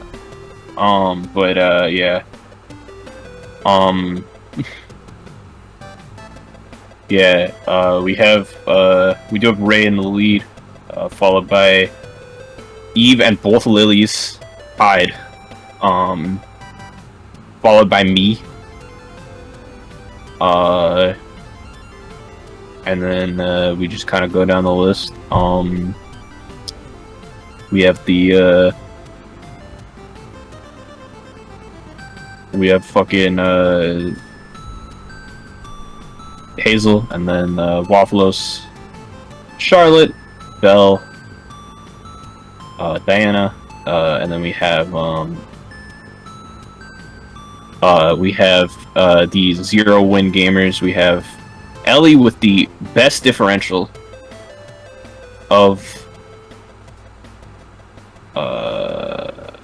the league of the 0-win gamers. And then we have you and Mike tied up. And then Faye with just 1 Pokemon above Frig. In terms of opponent remaining. And finally Frig. And that's our current standings. Again, there are people. Wafflos did not play this week, so we still it's a little off. Ellie also didn't play last week. Ellie didn't play last week, so we're gonna have people with 1 game with 1 less game for pretty much the entire draft until we do our makeup week, which will happen after every other week. It's not over, Morgan Nation. You just need to believe. Yeah. I'll get a victory eventually. Yeah. Who knows? Yeah. Week 3 could be my week. 3rd time's the charm. Get me in there, coach. But yeah. Anyways. See you all. I'm a hop off. It was great. It was great doing this. Going over these games. I'm excited for more epic MFL adventures ahead of the world. Night-night. Good night. Bye-bye.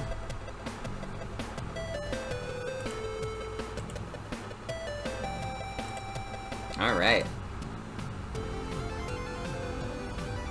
How many people got to playoffs? You should have asked Sienna that before she died. It's 8! Oh shit, I gotta step up my game if I want to get into playoffs. Well, it's okay. I've got some good differentials. I'm learning as I go along. I'm figuring what could be the pro strats. You know, it's not over till it's over. Any of us at the bottom could rise right back up. We just need a couple good weeks. Just need a couple good weeks.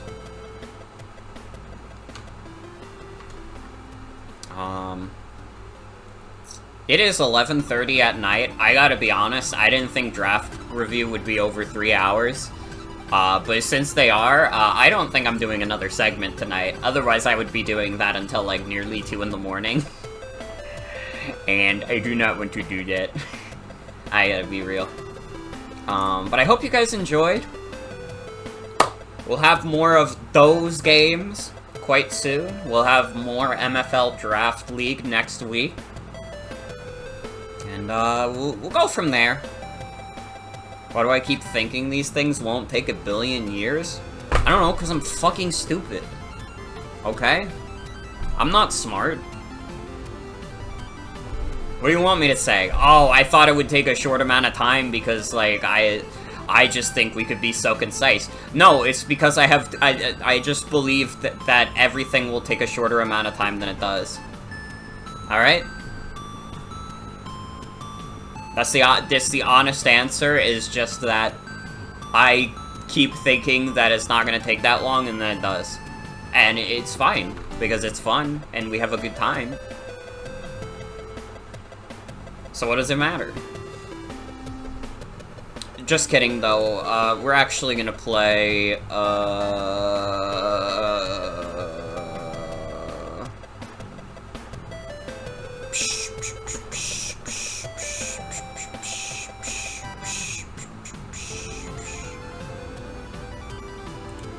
This one looks good.